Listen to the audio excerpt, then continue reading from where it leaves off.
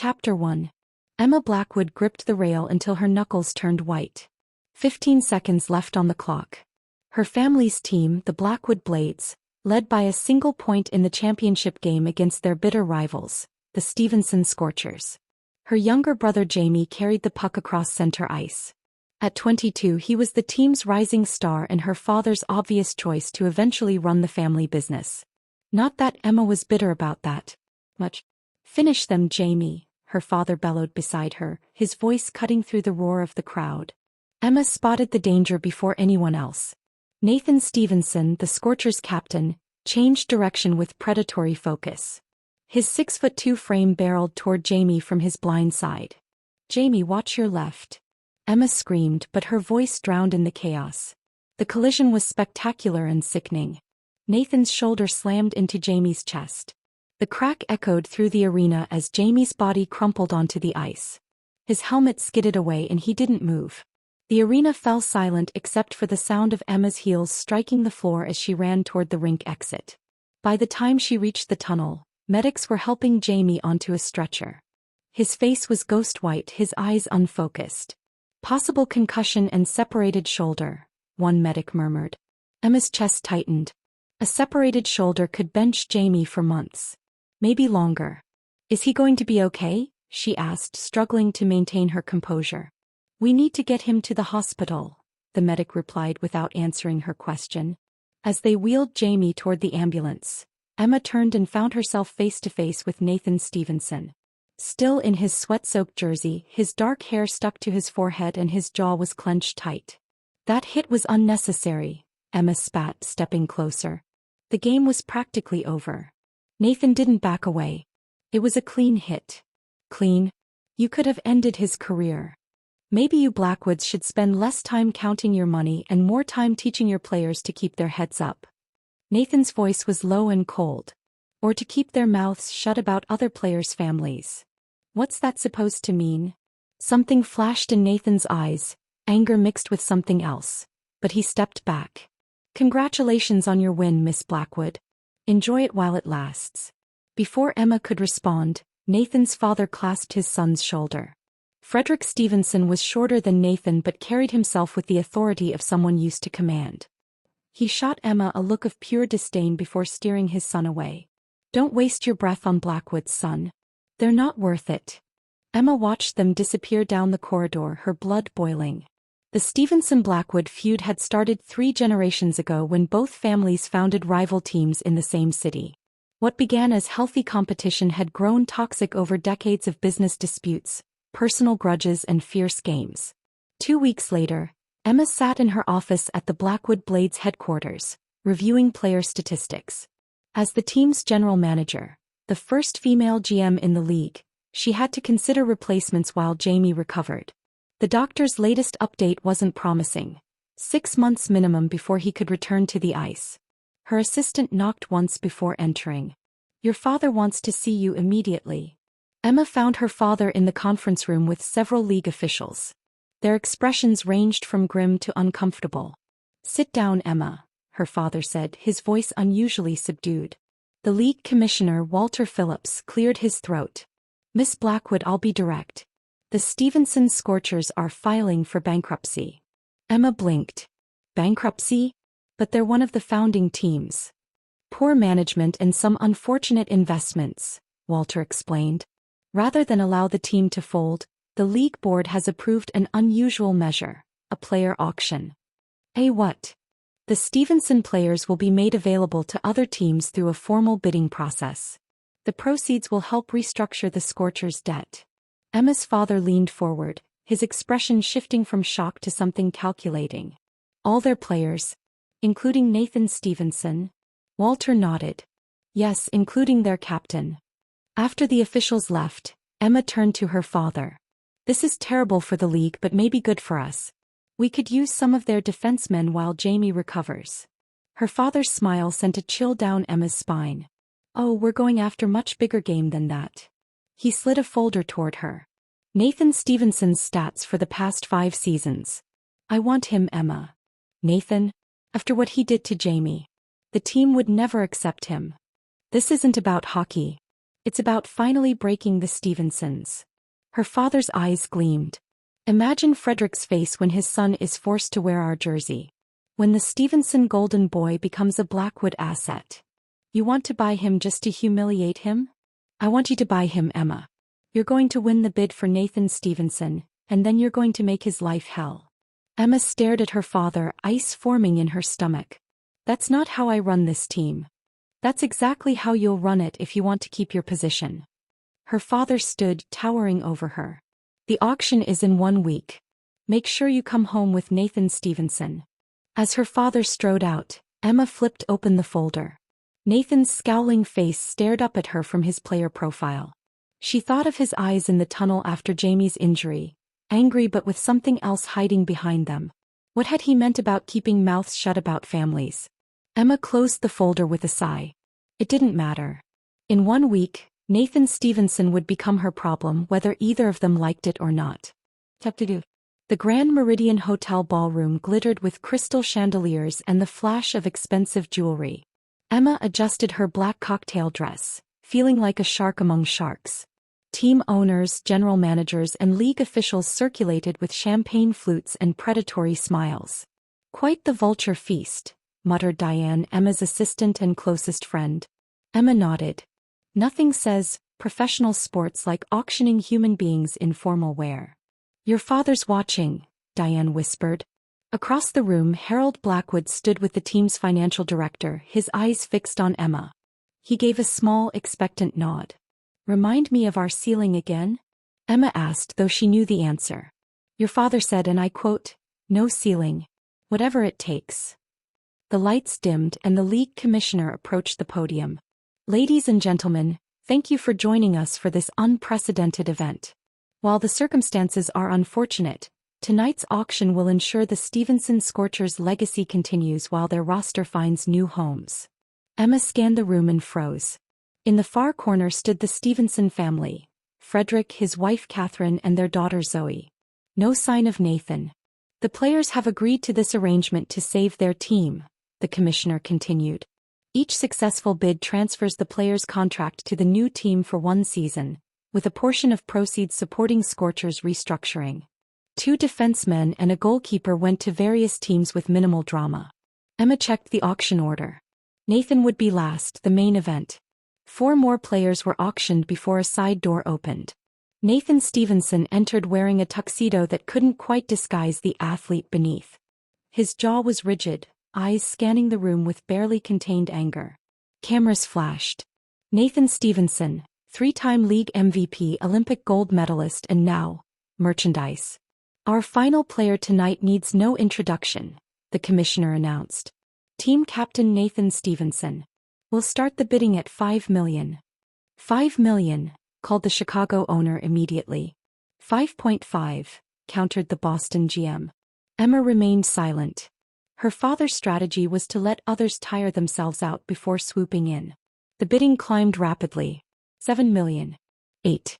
Nathan's eyes darted between bidders, his expression growing increasingly grim.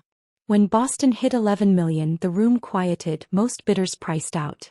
$11 million going once. $15 million, Emma said clearly. Gasps rippled through the crowd. Nathan's head snapped toward her, eyes widening in recognition, then narrowing to slits. $15 million from the Blackwood Blades, the commissioner repeated. Going once, going twice, sold. The ballroom erupted in murmurs. Emma caught her father's satisfied smile before he disappeared into the crowd. Frederick Stevenson's face had turned an alarming shade of red, his wife clutching his arm as if restraining him. Emma moved toward the commissioner to complete the paperwork, acutely aware of eyes tracking her every move.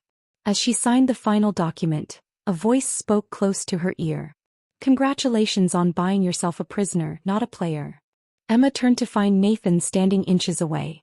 Up close, she noticed the shadows under his eyes and the tension in his shoulders. Actually, I just saved your family's legacy, she replied coolly. You should be thanking me. Thanking you. Nathan's laugh was sharp. Your father has wanted to destroy my family for decades. Don't pretend this is charity. Business, not charity. You're worth the investment. I'll never play my best for the Blackwoods. Emma stepped closer.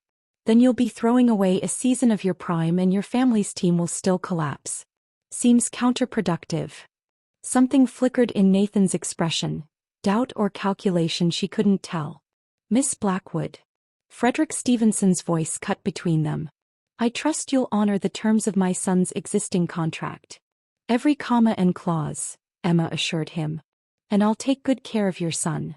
I don't need taking care of, Nathan growled. Frederick gripped his son's shoulder. Nathan is a Stevenson.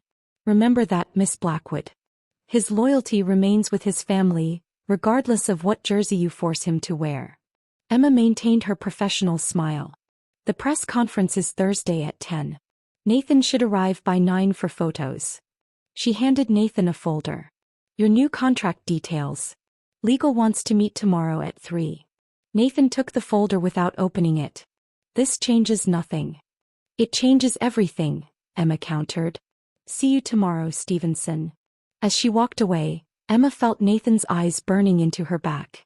She'd just spent $15 million on a player who'd rather break his own legs than score for her team.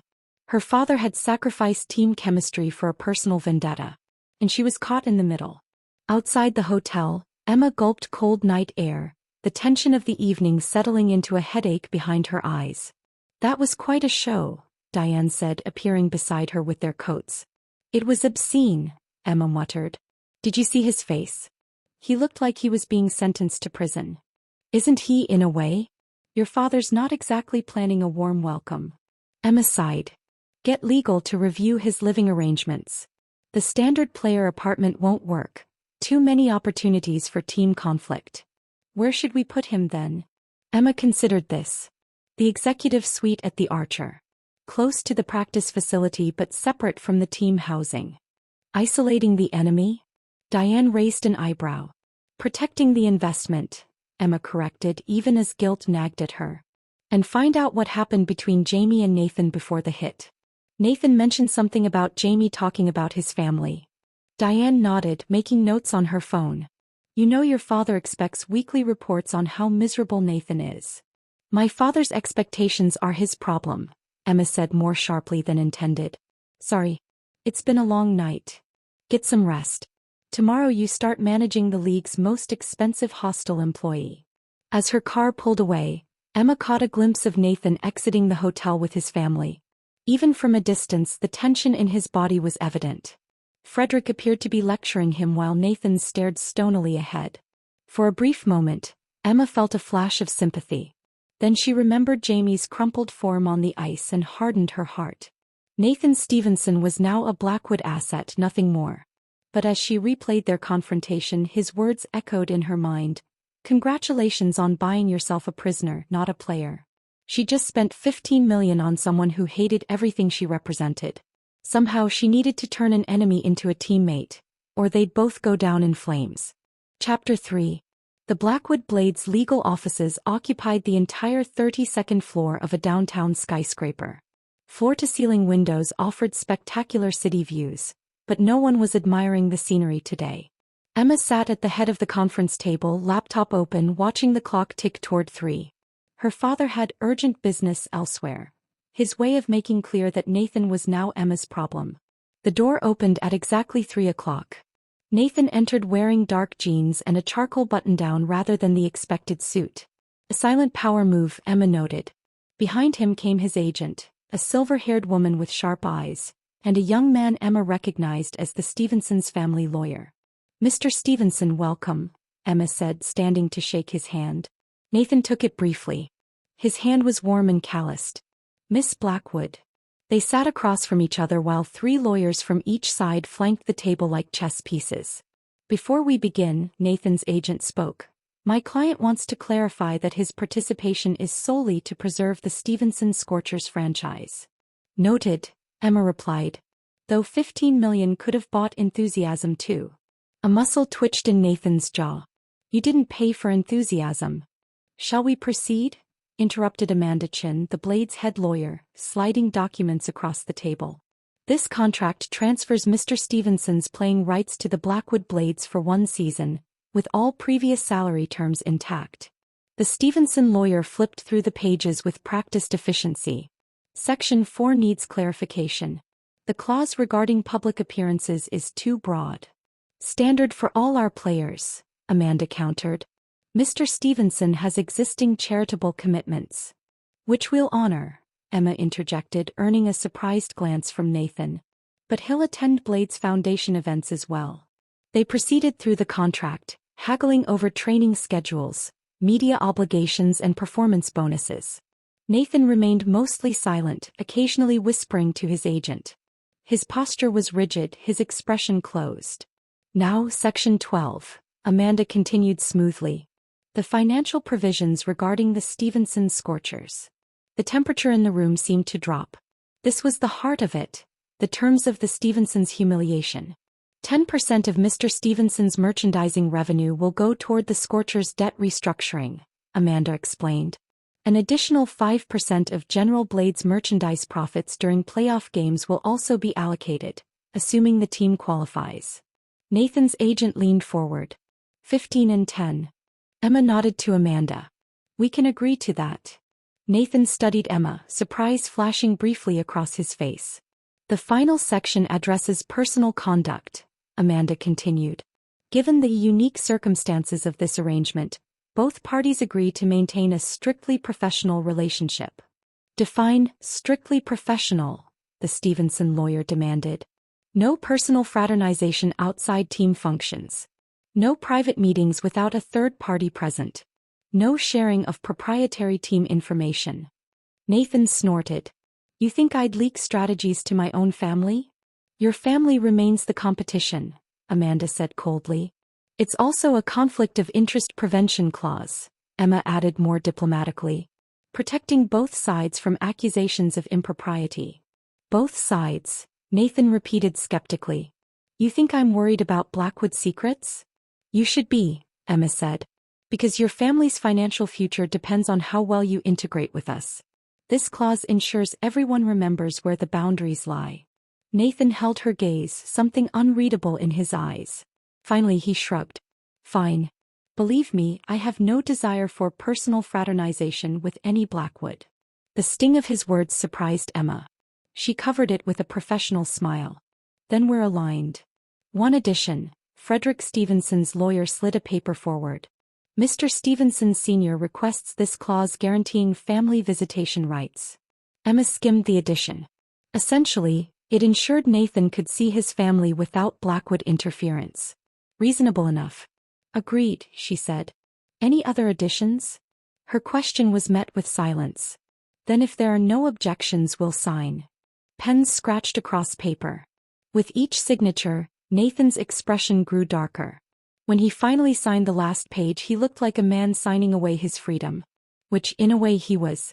Welcome to the Blackwood Blades, Mr. Stevenson, Emma said as the lawyers gathered the documents. Nathan stood abruptly. I need some air. His agent touched his arm. Nathan. 5 minutes, Sophia. I'm not running away. He strode out, leaving an awkward silence in his wake. Mr. Stevenson is adjusting to the situation, his agent said diplomatically. Of course. Emma rose. If you'll excuse me. She found Nathan at the end of the hallway staring out at the city. His reflection in the glass showed a tightly controlled mask threatening to crack. Having second thoughts? Emma asked, stopping several feet away. Would it matter if I was? No. Nathan turned to face her. At least you're honest about it. The contract protects both sides, Emma said. It gives your family's team financial support and gives us, you. Like a show pony, Nathan said bitterly. Parade around the Stevenson prize. You're not a prize. You're a professional athlete who's been traded. Auctioned, he corrected. There's a difference. Emma couldn't argue with that. The circumstances are unusual, but the outcome doesn't have to be a disaster. Play well, fulfill the contract, and in 1 year you're free to go wherever you want. Nathan laughed without humor. That simple, huh? Before Emma could respond, her phone buzzed. A text from her father. Is it done? She slipped the phone back into her pocket. The team's PR officer will contact you about tomorrow's press conference. After that, you'll meet with the coaching staff to discuss integration into the lineup. Nathan nodded stiffly. And when do I start receiving my commands from Harold Blackwood directly? Or does he only speak to the hired help through his daughter? The barb hit its mark. Emma straightened.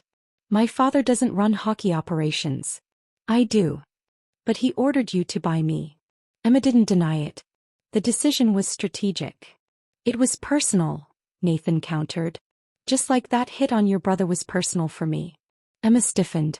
What are you talking about? Nathan stepped closer, close enough that she could see the flecks of gray in his blue eyes. Ask Jamie what he said about my sister before I checked him. Ask him why I'd risk a penalty in the final seconds of a championship game. Before Emma could respond, the conference room door opened. The lawyers were emerging, conversation finished. Nathan's agent approached. We're done here. Ready to go. Nathan stepped back, professional mask sliding back into place. All set. As he walked away, Emma called after him. Nathan. He paused but didn't turn. What exactly did my brother say about your sister? His shoulders tensed. For a moment she thought he wouldn't answer. He said the only thing Zoe Stevenson was good for was warming the bench and hockey players' beds. Nathan's voice was low and tight. My 19-year-old sister who fought cancer last year and still came back to play. He walked away, leaving Emma frozen in place. That didn't sound like Jamie. But if it was true. Her phone buzzed again. Another text from her father. Well? Emma typed back. Contract signed. He's ours. She watched Nathan disappear into the elevator with his team. On paper, Nathan Stevenson now belonged to the Blackwood Blades. But the look in his eyes told a different story.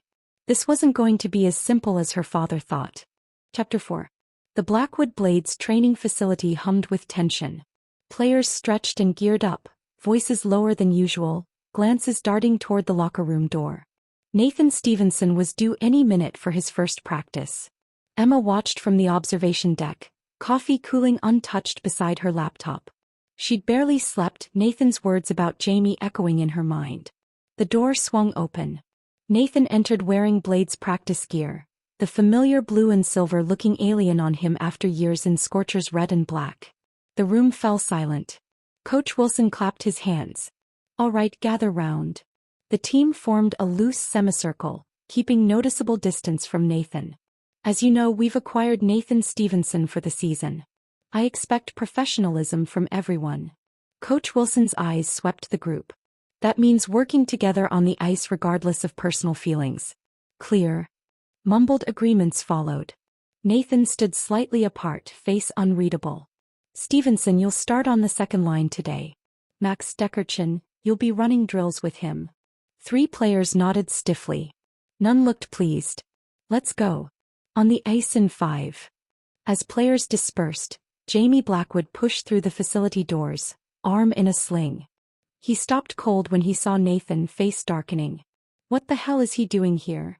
Coach Wilson intercepted him. Office. Now. As they disappeared into the coach's office, Emma hurried downstairs. This confrontation had been inevitable, but she'd hoped for more time. On the ice, practice began with basic drills. Emma watched Nathan critically. His movements were fluid but restrained. He was holding back. After 30 minutes, it became obvious. Nathan executed plays correctly but without the explosive power she'd seen him display against her team. His passes were a half-second slow, his shots precise but lacking their usual force. When he deliberately missed an open net shot, Emma had seen enough. Stop, she called, stepping onto the ice in her work heels.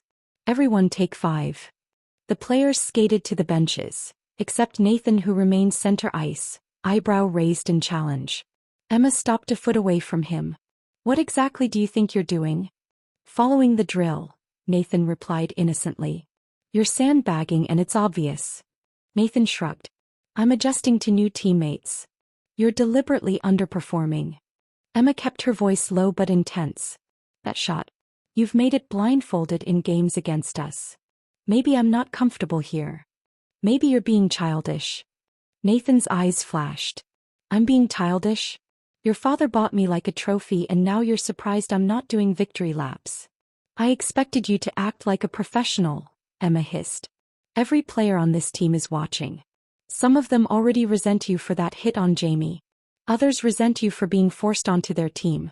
Give them more reasons to hate you. See how that works out. Something shifted in Nathan's expression. Before he could respond, voices rose from the bench area. Jamie was arguing with Coach Wilson, gesturing angrily toward Nathan. "Looks like little brother's up and about," Nathan said coldly. "Don't," Emma warned. "Don't what?" "State facts." Nathan leaned closer. "Ask him what happened before my hit. Ask what he said about Zoe." "I will," Emma promised. "But first I need you to actually play hockey instead of whatever this protest is." Nathan studied her, jaw working. "Fine. You want me to play? I'll play." He skated back to the bench where players were returning to the ice. Coach Wilson blew his whistle, calling them into formation. Emma watched as Nathan's entire demeanor changed. Suddenly he moved with the speed and precision that had made him an MVP. His passes were bullet-fast, his stick handling mesmerizing. The difference was stunning. And infuriating. He'd been deliberately holding back just to spite them. After practice, Emma returned to her office to find Jamie waiting, his good arm gripping the back of a chair. "Tell me this is temporary," he demanded without preamble. "Tell me you didn't actually buy him." "Sit down, Jamie." "I'm not sitting. I want to know why my sister thought bringing Nathan Stevenson here was a good idea after what he did." Emma closed the door. "It was father's decision. And you went along with it? He nearly ended my career, Emma." "I know." Emma took a deep breath. "Jamie, I need to ask you something. Before the hit, did you say something about Nathan's sister?" Jamie's expression flickered. "What? Did you say something offensive about Zoe Stevenson?" Jamie looked away. "It was trash talk. Part of the game." "What exactly did you say?"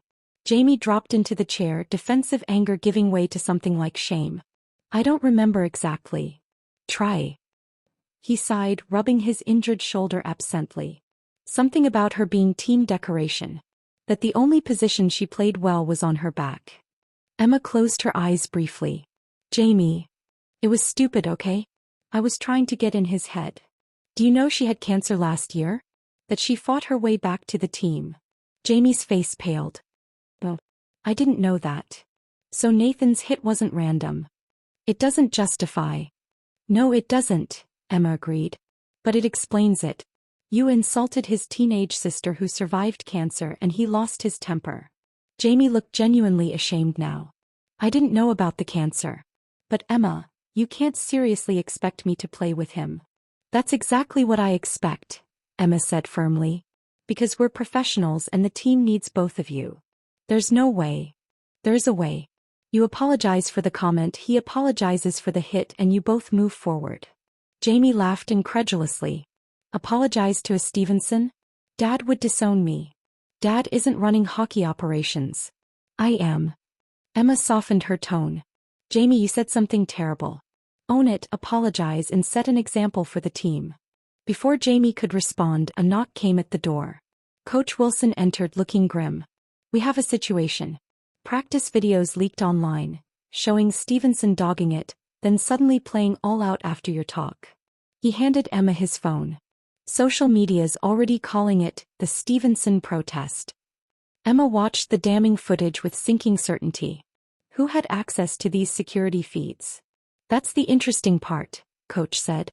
"The leak came from the Stevenson Scorchers official account. Then they deleted it, but not before it spread." Emma looked at Jamie.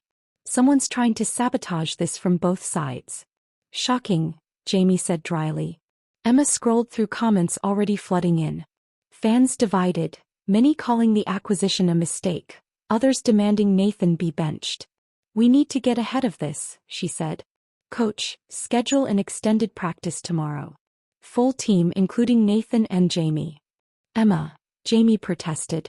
"And I'll review the security footage from the championship game," Emma continued. "I want to see exactly what happened between you two before the hit." After they left, Emma pulled up the archived footage.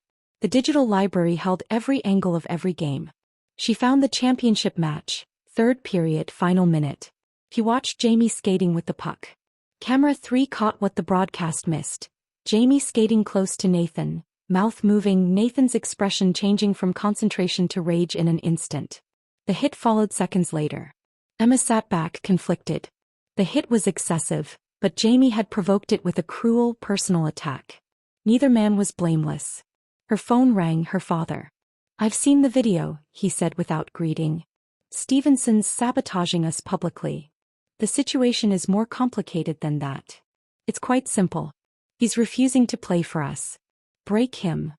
Emma pinched the bridge of her nose. "Nathan's not the only problem. Jamie is family," her father cut in. "Stevenson is an asset. Handle it." The call ended. Emma stared at the frozen video frame showing Nathan helping medics with Jamie after the hit, a detail she hadn't noticed before. His face showed not satisfaction but concern. Maybe there was more to Nathan Stevenson than the villain her family had painted. But that wouldn't make integrating him into the team any easier. Or dealing with her growing suspicion that both families were using Nathan and herself as pawns in their decades-old vendetta. Chapter 5. The arena stood silent and dark, save for the dim emergency lights reflecting off the ice. At 11:58 p.m., Emma swiped her access card and slipped inside. The hum of the cooling system was the only sound. After their humiliating preseason loss to Philadelphia, 6-1, she couldn't sleep. The team had played like strangers, with Nathan isolated on the ice and the usual smooth blades passing game completely disintegrated. Emma needed to clear her head. Late-night skating was her secret remedy, a tradition she'd maintained since college. The empty rink offered peace no office or home ever could. She flicked on the minimum lights and froze. The ice wasn't empty. A solitary figure carved smooth, powerful arcs across the surface. Nathan Stevenson moved with a grace that seemed impossible for his size, practicing dekes and turns with imaginary defenders. Emma stepped into the shadows transfixed. This was the Nathan Stevenson that had dominated highlight reels for years. The player they'd paid $15 million for. His movements held none of the hesitation or restraint she'd witnessed during team practices. He executed a complex sequence, crossover, pivot, backhand shot, that would have left defenders flat-footed. The puck slammed into the net with a satisfying thwack. Nathan retrieved the puck, breathing hard, and lined up another drill. Then he stopped, head tilting slightly. "I know you're there," he called, not turning around. "Security doesn't wear perfume." Emma stepped forward. "How did you get in?" Nathan tapped his access card against his leg. "Same way you did, I imagine. Though I'm surprised the GM handles midnight ice maintenance. I wasn't expecting company." "Neither was I." Nathan skated a lazy circle. "Don't worry, I'm leaving." "You don't have to." He raised an eyebrow. "I mean," Emma amended, "the ice is big enough for 2 people. Fraternizing outside team functions? Violating our own contract on day 3. Nathan's smile held no warmth. What would the lawyers say? They'd say 2 people using a training facility isn't fraternizing. Emma moved to the bench and pulled out her skates from her bag. Besides, there's no rule against coincidental use of the rink. Nathan watched her lace up her skates. "You do this often? Midnight skating?" "When I need to think." "And what's keeping the great Emma Blackwood up tonight? The humiliating loss or your new problem player?" "Both." Emma stepped onto the ice, feeling the familiar rush as her blades bit into the surface. "Though I didn't see a problem player tonight. Not here anyway." Nathan's expression flickered with surprise. "Why do you skate differently when you're alone?" she asked, gliding closer. "I don't know what you mean." "Yes, you do." Emma circled him slowly. "During practice you're holding back. But here you skate like you." Nathan shrugged. "Maybe I perform better without an audience of people who hate me. Or maybe you're deliberately sabotaging yourself to punish my family." "Perceptive." Nathan sent a puck sliding toward her. "But which matters more to you, my reasons or the team's record?" Emma stopped the puck with her skate. "Both, since they're connected." She passed the puck back harder than necessary. Nathan caught it effortlessly. "I reviewed the championship game footage," Emma said, watching his reaction. "I saw what happened with Jamie." Nathan's jaw tightened. And you were right. He said something unforgivable about your sister." Nathan looked away, stick-handling the puck absently. "Doesn't change anything." "It could." Emma circled wider. "If you both apologized." Nathan laughed. "You think your brother would apologize to me? I think you both want the same thing, to play your best hockey." "What I want," Nathan said, his voice hardening, is to serve my sentence and go home to my real team. Emma frowned. Then why bother practicing like this if you don't care? I never said I don't care about hockey. Nathan shot the puck into the net with perfect precision. Hockey is the one thing that makes sense. The one thing I can control. Emma considered this, skating closer. What if we made a deal? Another contract? Nathan scoffed. An understanding. Emma stopped a few feet from him. 1 hour, 3 times a week. No families, no teams, no history, just hockey. What are you talking about? This. She gestured to the empty rink. Midnight practice. You help me improve my technical skills and I'll help you understand the business side of the sport. Nathan stared at her. Why would you share business insights with a rival? Because you're not just a player. You're captain material, front office potential. And right now you're wasting that potential to spite my father. Your father deserves it. Maybe. But do you deserve to lose a year of your prime? Does your sister deserve to see her brother throw away his talent? Nathan's expression shifted at the mention of Zoe. Emma pressed her advantage. Think about it. We both get something valuable and no one has to know. Secret midnight meetings with the enemy. Nathan shook his head. Frederick would disown me. Harold would fire me, Emma countered. So we're even. Nathan studied her, thoughtful now rather than hostile. You're serious? Completely. He opened his mouth to answer when a mechanical hum interrupted. The main lights flickered on, flooding the rink with harsh brightness. Heavy doors swung open at the far end. Harold Blackwood stood in the entrance, flanked by 3 board members in business attire. Their expressions moved from surprise to cold anger as they registered the scene. Emma and Nathan alone on the ice, standing close, clearly in private conversation. What the hell is going on here? Harold's voice echoed across the arena. Emma felt the blood drain from her face. Father, this isn't. Nathan shifted almost imperceptibly, moving closer to Emma, his body angling between her and the approaching men in what could only be described as a protective stance. The gesture didn't go unnoticed. Harold's eyes narrowed, his gaze flicking between them with dangerous calculation. Well? He demanded, stepping onto the ice despite his dress shoes. Someone better start explaining. Now. Chapter 6. Strategy session, Emma said before Nathan could speak. After today's loss, I wanted to discuss adjustments to the power play. Harold's eyes narrowed. At midnight? Alone.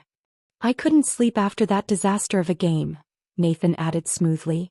Miss Blackwood found me using the ice and took the opportunity to suggest some tactical changes. Emma forced her breathing to remain steady. Nathan's quick support surprised her. Which you could have done during regular hours, one of the board members pointed out. Gray-haired Walter Chin had been questioning Emma's decisions since her promotion to GM. I find players are more receptive without an audience, Emma replied.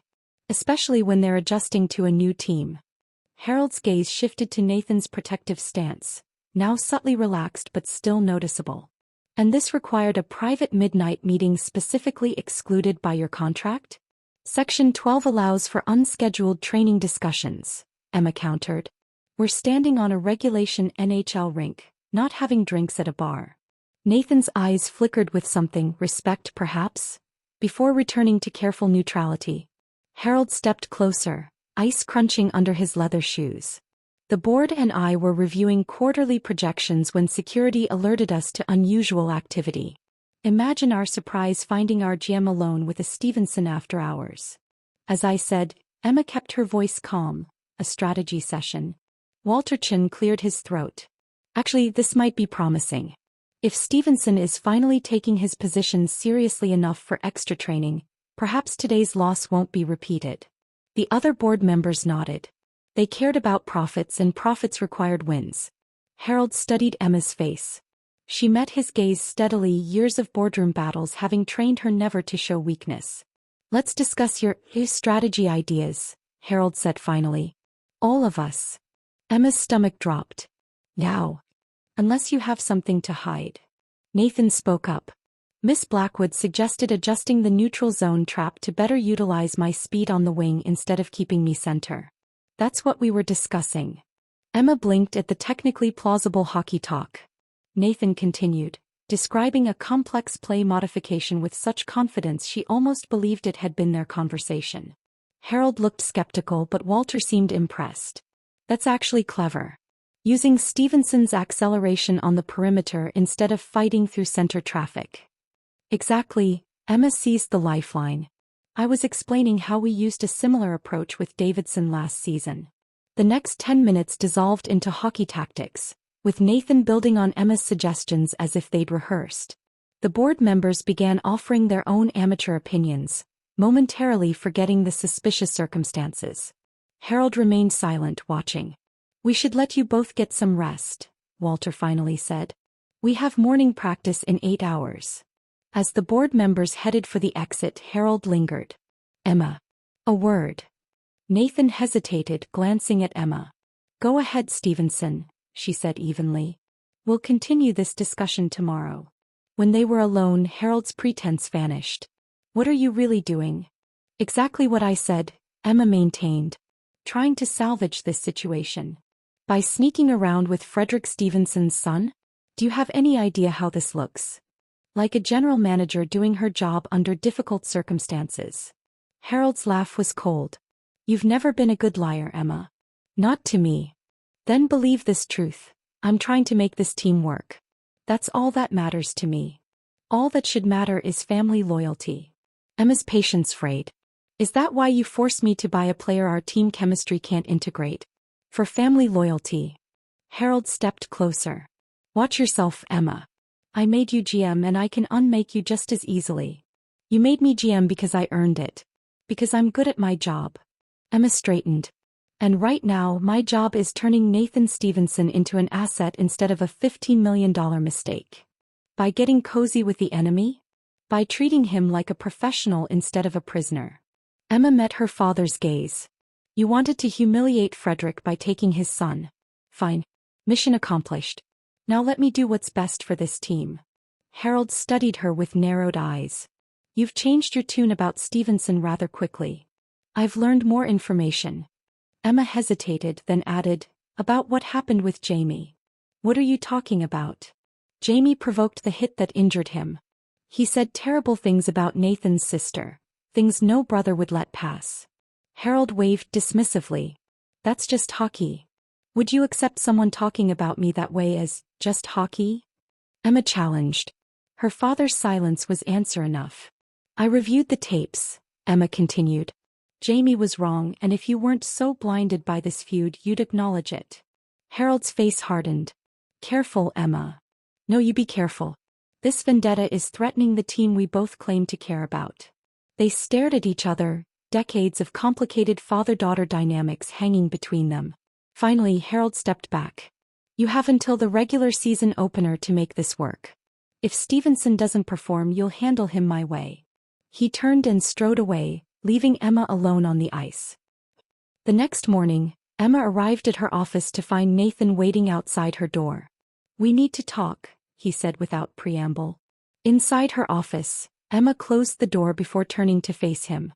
About last night. I got a call from my father at 6 this morning, Nathan interrupted. Apparently the Blackwood board is concerned about our inappropriate relationship. Emma winced. The rumor mill works fast. Frederick thinks I'm being manipulated. Nathan's voice was tight. That you're trying to extract team information under the guise of midnight strategy sessions. Well, my father thinks I'm betraying the family by treating you like a human being, so we're even. Nathan's expression softened slightly. You backed me up last night. Why? We were both in a difficult situation. I improvised. You could have thrown me under the bus. Said I was there without permission. Emma shrugged. Not my style. Nathan studied her. Our strategy story worked. For now, Emma agreed. But they'll be watching us more closely. The unspoken question hung between them. What happened to their midnight training deal? Nathan answered it. About your proposal. It's probably best we forget it. I disagree. Nathan surprised her. I think it makes more sense now. Emma raised an eyebrow. How so? They're expecting us to have strategy sessions. Let's give them what they expect just in front of everyone. Team practices, official meetings, proper channels. His eyes held hers. And then, separately, we continue with our original plan. You still want to do the midnight training?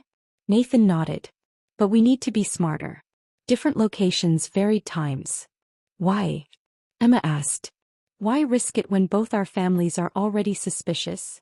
Nathan considered this. Because you were right about one thing.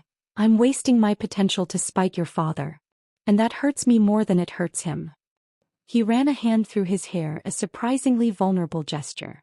Look, I hate this situation. I hate wearing this jersey and I hate that my family is struggling while I'm here. But I love hockey too much to play it badly on purpose.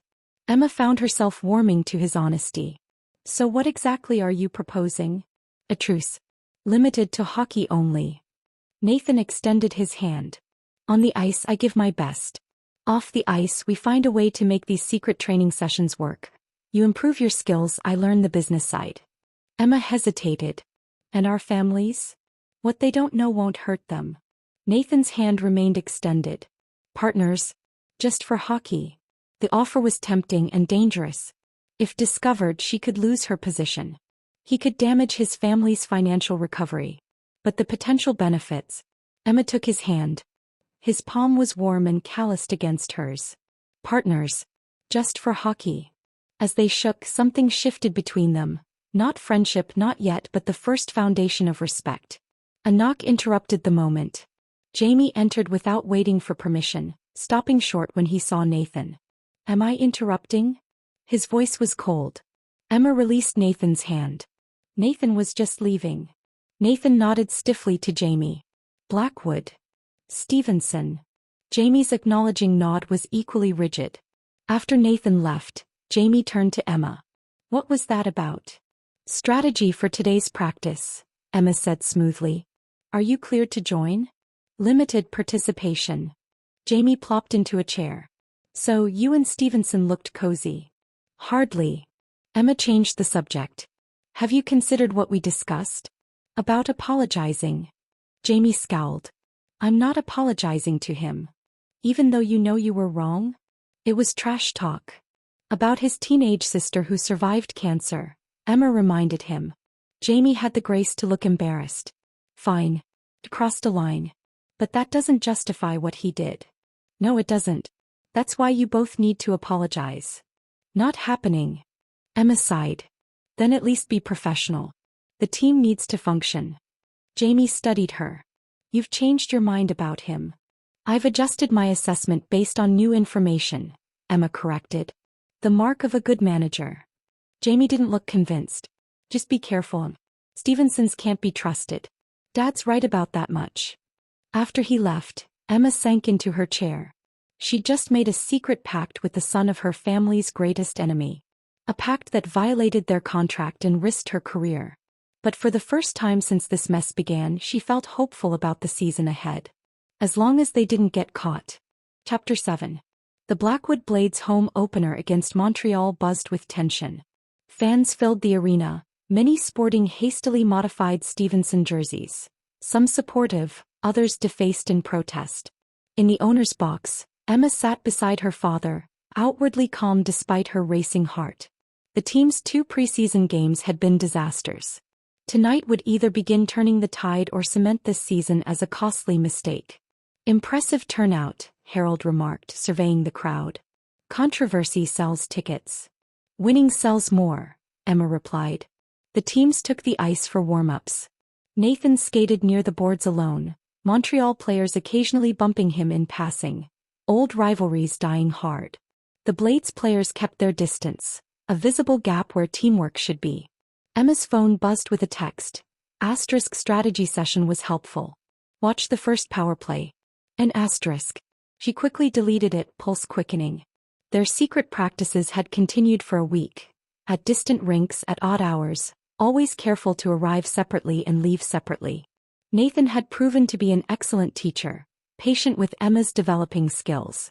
In return, she'd shared insights about contract structures and salary cap management that had clearly fascinated him. But they hadn't discussed actual game strategy. The national anthem played. The puck dropped. The season began. From the first shift, something was different. Nathan played with the explosive speed and precision she'd witnessed during their midnight sessions. More surprisingly, he seamlessly integrated with the team's existing systems, enhancing rather than disrupting their flow. 7 minutes in, Montreal took a slashing penalty. The Blades' first power play unit took the ice, including Nathan, despite Coach Wilson's previous reluctance to use him in key situations. Nathan positioned himself on the right wing, not his usual center spot. When the puck came to him, instead of taking the shot himself as everyone expected, he fired a perfect cross-ice pass to Jamie's replacement. Goal. The crowd erupted. Harold raised an eyebrow. "That's the play adjustment you were discussing," he stated rather than asked. Emma nodded, trying to hide her surprise. Nathan had implemented their fictional midnight strategy without telling her. As the game progressed, Nathan's impact grew more evident. He created space for teammates, drew defenders away, and made passes that showcased his line-mates' strengths. In the third period, he broke away for a spectacular goal that had even the most skeptical Blades fans on their feet. Final score: Blackwood Blades 4, Montreal 1. A decisive victory with Nathan factoring in 3 of the 4 goals. In the post-game press conference, reporters peppered Nathan with questions. What changed from the preseason games? Nathan kept his answers diplomatic. Just getting comfortable with the systems. My teammates made it easy. Any truth to rumors of friction between you and the Blackwood family? I'm focused on hockey, not rumors. Nathan's eyes briefly found Emma at the back of the room. Management has been professional about integrating me into the team. After the media cleared out, Emma made her way to the locker room. Players were celebrating, the atmosphere lighter than it had been in weeks. Nathan sat apart, unlacing his skates, watching the festivities with careful neutrality. "Good game, Stevenson," Emma said formally, aware of eyes on them. "Thank you, Miss Blackwood." Nathan's expression gave away nothing. Coach Wilson approached, grinning. "Whatever you two discussed in your strategy sessions is working. Keep it up." As the celebration continued, Emma noticed Jamie enter the locker room. Though still not cleared to play, he'd watched from the bench. Now he stood uncomfortably at the periphery, gaze occasionally drifting to Nathan. Emma circulated through the room, congratulating players, until eventually most had left for the team's victory dinner. Nathan remained, checking his phone with a frown. "Not joining the celebration?" Emma asked when they were relatively alone. Nathan shrugged. "Not exactly welcome. You should go. You earned it. 3 goals won't erase years of rivalry." Nathan slipped his phone into his pocket. "Besides, my family's blowing up my phone. They're not thrilled with my performance tonight." "Because you played well?" Emma asked incredulously. "Because I played well for you." Nathan's smile was bitter. "I believe my father's exact words were, 'sleeping with the enemy.'" Emma winced. "I'm getting similar reactions. My father's suddenly concerned about my objectivity regarding you." They shared a look of mutual understanding, both caught between family loyalty and professional integrity. "That wing position on the power play," Emma said. "That was never part of our fake strategy discussion. I improvised. Figured it would support our cover story." "Smart." Emma hesitated. "And effective." Nathan acknowledged the compliment with a nod. "I meant what I said last week. I love hockey too much to play it badly. Even in a Blackwood jersey? Even then." Nathan looked down at the crest on his chest with complicated emotions. "Though I'm counting the days until I never have to wear it again." Emma shouldn't have felt stung by that, but she did. "Well," she said briskly, "while you're suffering through it, we have a strategy session tomorrow night.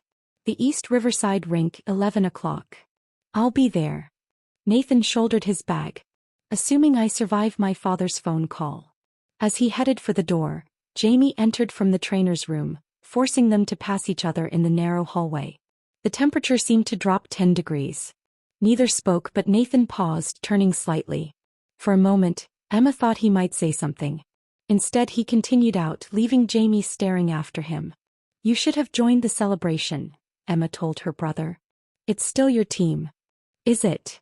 Jamie gestured toward the door Nathan had just exited. "Because it's starting to feel like his. It's nobody's team. That's the point of a team." Jamie dropped onto the bench. "He played well tonight." Coming from Jamie, this was practically a declaration of peace. Emma seized the opportunity. "He did. And he made everyone around him better." I hate admitting that, Jamie muttered. Admitting facts isn't weakness. Jamie twisted his injured shoulder, wincing slightly. Physical therapy says I could be back in 3 weeks, limited minutes. That's great news. Is it? Because everyone's suddenly loving Stevenson in my position. Jamie's voice held genuine vulnerability. What if there's no place for me when I come back? Emma sat beside him. There's always a place for you. But this isn't a competition between you and Nathan. Of course it is. Everything with the Stevensons is a competition. Only if we make it one. Emma chose her next words carefully.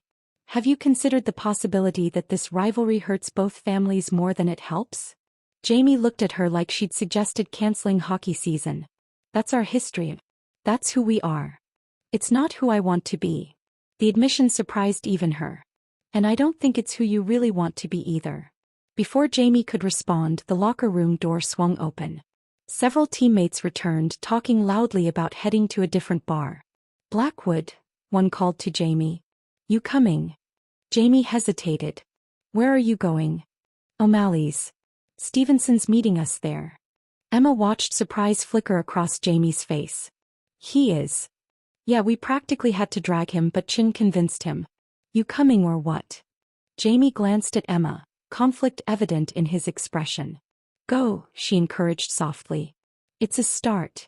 After Jamie left with the others, Emma remained alone in the quiet locker room. The victory should have felt triumphant, but instead she felt unsettled.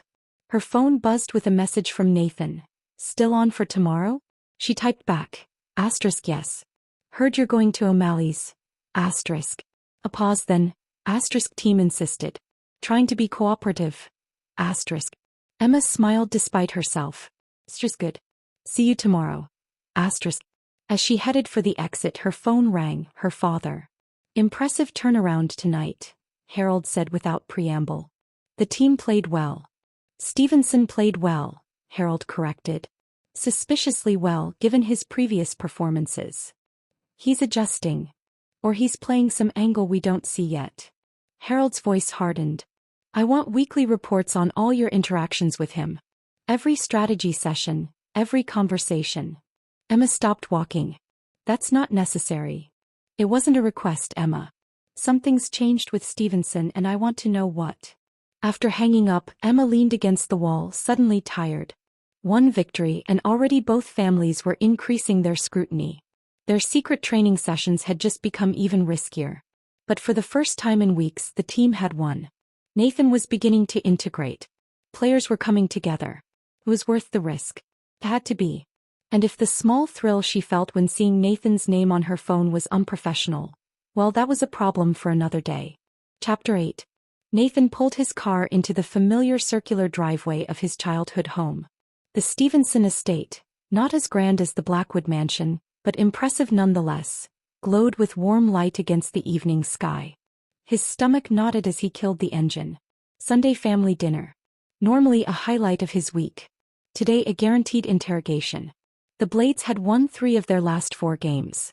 Nathan had scored 6 goals and recorded 9 assists. Sports analysts were calling him the missing piece in the Blackwood strategy. His face had appeared on billboards across the city with the tagline, "A new blade sharpens the edge." Frederick Stevenson would hate every bit of it. Uncle Nathan. His 7-year-old nephew collided with his legs the moment he entered. Did you bring me a puck? Nathan produced a game puck from his pocket. From last night's game. Did you score with it? Tyler's eyes widened. Assist. To Chin. Cool. Tyler examined it reverently. Mom says dinner's almost ready. Grandpa's in the study with Uncle Mike. Thanks for the warning, buddy, Nathan murmured. He found his father and uncle exactly where expected, drinking whiskey while reviewing papers. Frederick looked up, his expression immediately tightening. Nathan. Finally. Traffic. Nathan accepted the offered whiskey. What's all this? Frederick gathered the papers. Restructuring plans. Not that you'd be interested. The jab stung. Actually, I've been studying cap management. If you want. We don't need Blackwood methods here, Frederick interrupted. Nathan took a slow breath. How's the team doing? Staying afloat, no thanks to you. His Uncle Mike didn't bother hiding his resentment. 3 goals against Winnipeg? When did you become such a Blackwood fan? I'm doing my job. Your job is to remember where your loyalty lies, Frederick said coldly. Before Nathan could respond, his sister Zoe appeared in the doorway. Dinner's ready. Her smile was the first genuine welcome he'd received. In the dining room, the tension continued. His mother Catherine asked polite questions about his apartment and training schedule while avoiding any mention of actual games. His younger cousins watched wide-eyed, sensing the undercurrent. So, Frederick said halfway through the meal, tell us about Blackwood strategies. Still using that outdated neutral zone trap. Nathan set down his fork. Dad. What? You're there every day. Surely you've noticed their weaknesses. I'm not discussing team tactics. Frederick's face darkened. You're wearing their jersey temporarily. You're a Stevenson permanently. I'm a professional hockey player, Nathan countered. And professionals don't leak inside information. Uncle Mike leaned forward. This isn't about professionalism. It's about family. That information could help us negotiate better terms with the league. How exactly? Leverage, Frederick said. Knowing Blackwood weaknesses gives us negotiating power. Harold would pay to keep certain things quiet.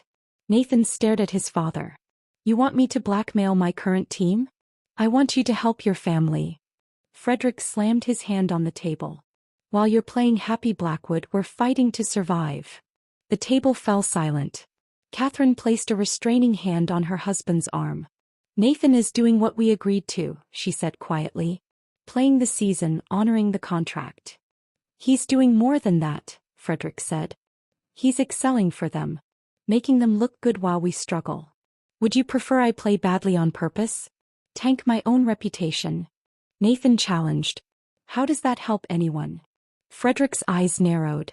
You're spending a lot of time with Emma Blackwood. Strategy sessions, I hear. Nathan kept his face neutral despite the sudden spike in his pulse. She's my gym. We discuss hockey. Only hockey? Frederick pressed. What else would we discuss? You tell me. Frederick leaned back. All these late nights at the practice facility. Nathan frowned. How do you know my schedule? People talk, Frederick said vaguely. The question is, what are you and Emma Blackwood talking about that requires such privacy? Zoe intervened. Dad, stop. Nathan's trying to make the best of a bad situation. Is he? Frederick surveyed his son. Because from where I sit, it looks like you're getting comfortable with the enemy. Nathan struggled to keep his temper in check. Their secret training sessions were exactly that. Secret. Frederick was having him watched. I'm focused on hockey, Nathan said evenly. That's all. For your sake, I hope so. Frederick's voice dropped. Because if I find out you've betrayed this family for a Blackwood, there will be consequences. The threat hung in the air, unmistakable. Frederick, please, Catherine murmured. He needs to hear this, Frederick insisted. If you want to remain part of this family, remember where your true loyalty lies.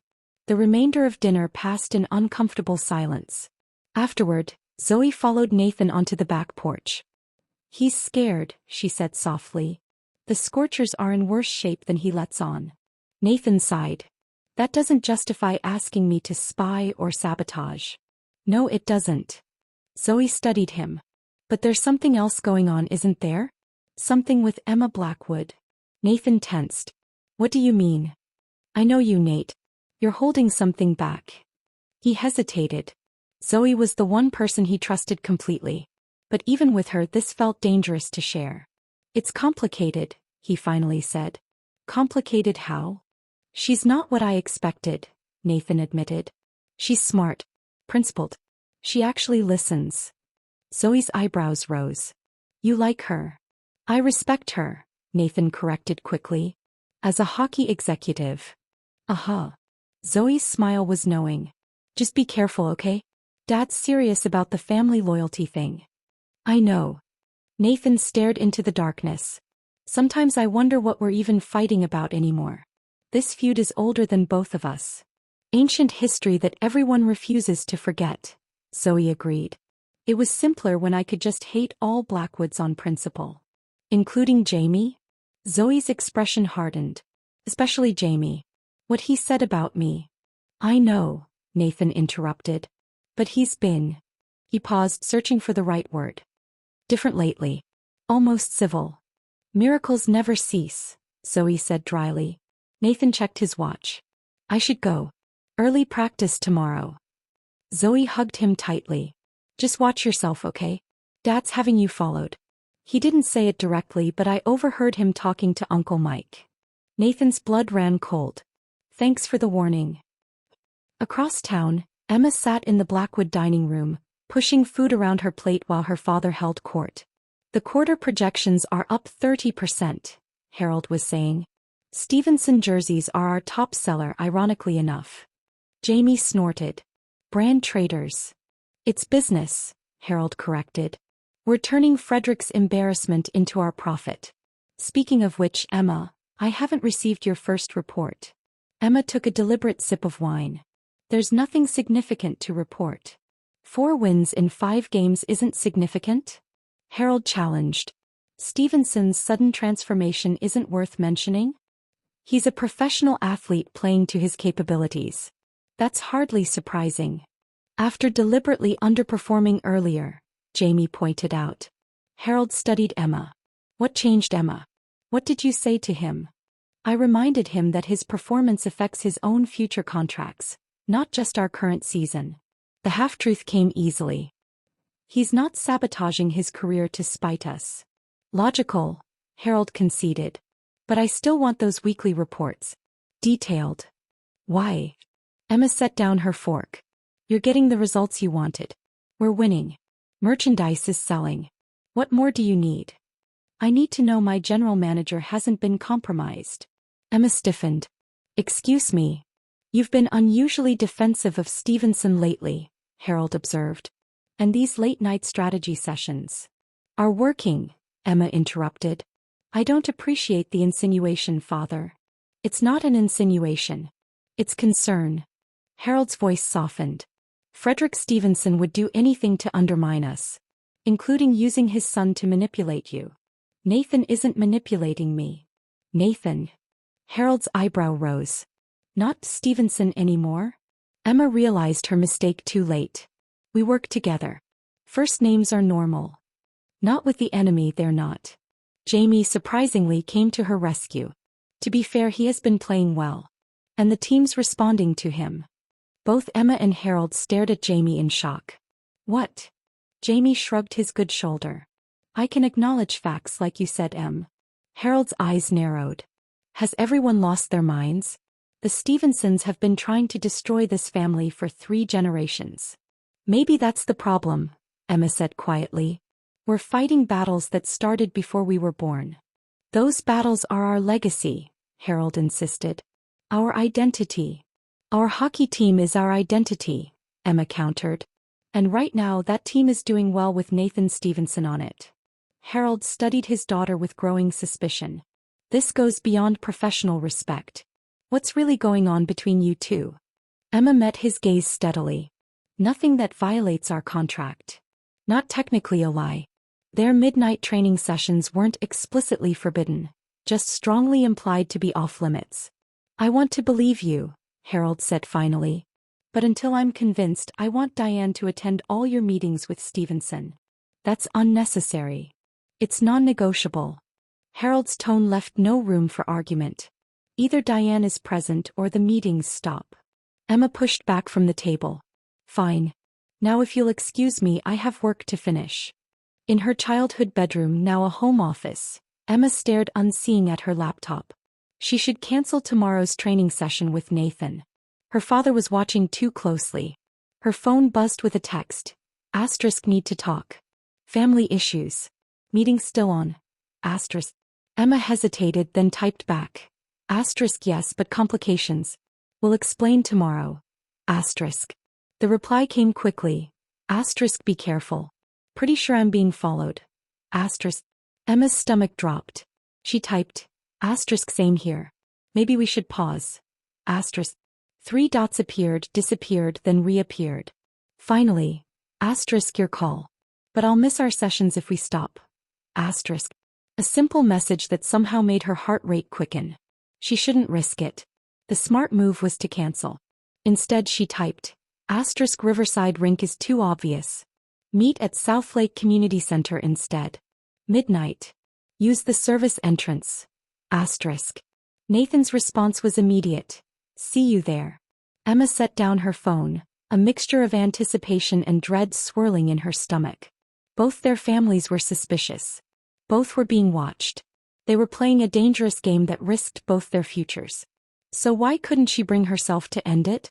Chapter 9. And this, ladies and gentlemen, is why the Blackwood Foundation matters, Emma concluded, gesturing to the children skating behind her. Camera flashes punctuated her speech as reporters captured the heartwarming scene. 30 kids from underserved communities enjoying their first ever hockey lesson, courtesy of the Blackwood Blades annual charity event. Nathan stood at the far end of the rink helping a small girl with her stick grip. In full Blackwood uniform he looked every inch the team superstar the marketing department had branded him as. Children flocked to him, unaware or uncaring of team rivalries. Miss Blackwood, a reporter called out, this is the first year Nathan Stevenson has participated in the foundation event. Was that a difficult arrangement given the history? Emma maintained her professional smile. The Blackwood Foundation's mission transcends rivalries. All our players participate. Stevenson seems particularly engaged, another observed. Is this part of his rehabilitation with the team? There's nothing to rehabilitate, Emma replied smoothly. Mr. Stevenson is a valued member of the Blackwood Blades. The words would have been unthinkable 2 months ago. Now, after 6 weeks of secret training sessions and improving team chemistry, they felt almost true. After the media dispersed, Emma skated toward the children's area. Nathan was kneeling beside a boy of about 8, patiently demonstrating a passing technique. Like this? The boy asked, attempting the move. Perfect, Nathan praised. You're a natural. Is it true you're the enemy? The boy asked innocently. Nathan blinked then laughed. Where'd you hear that? My dad says you're really a scorcher and the Blackwoods are holding you hostage. Emma arrived in time to hear this, raising an eyebrow at Nathan. Well, Nathan said carefully, I used to play for the Scorchers. But right now I play for the Blades. He tapped the logo on his chest. And we're all on the same team today, right? The boy considered this then nodded. Can you show me how to shoot? As Nathan guided the child through a basic wrist shot, Emma moved to help other young skaters. The event continued for another hour before parents began collecting their excited children. That went well, Emma said as she and Nathan gathered stray pucks. Yeah. Nathan's smile was genuine.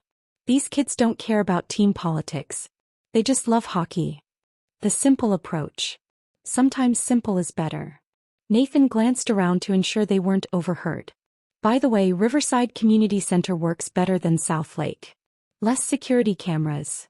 Their midnight sessions had continued despite increased family scrutiny, rotating between lesser-known rinks to avoid detection. The constant location changes were becoming complicated. Noted, Emma said quietly. Though we should probably take a break. The charity gala is Saturday and everyone will be watching us. The annual Blackwood Foundation Gala was the social event of the season, and the first time Nathan would encounter Frederick Stevenson at a Blackwood function.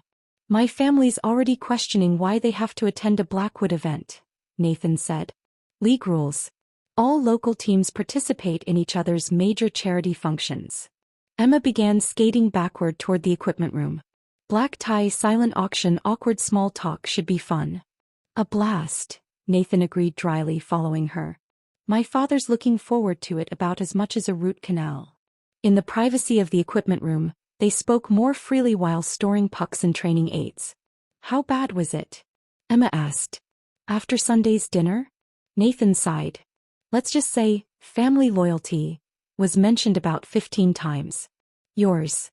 My father's convinced you're either manipulating me or I'm developing Stockholm Syndrome. Emma rolled her eyes. He's assigned Diane to chaperone all our official meetings. Seriously? We're adults. Adults from feuding families with a legally binding non-fraternization clause. Emma shrugged. On paper it makes sense. And off paper? Nathan's voice softened. Emma busied herself with rearranging equipment. Off paper is complicated. Their training sessions had evolved.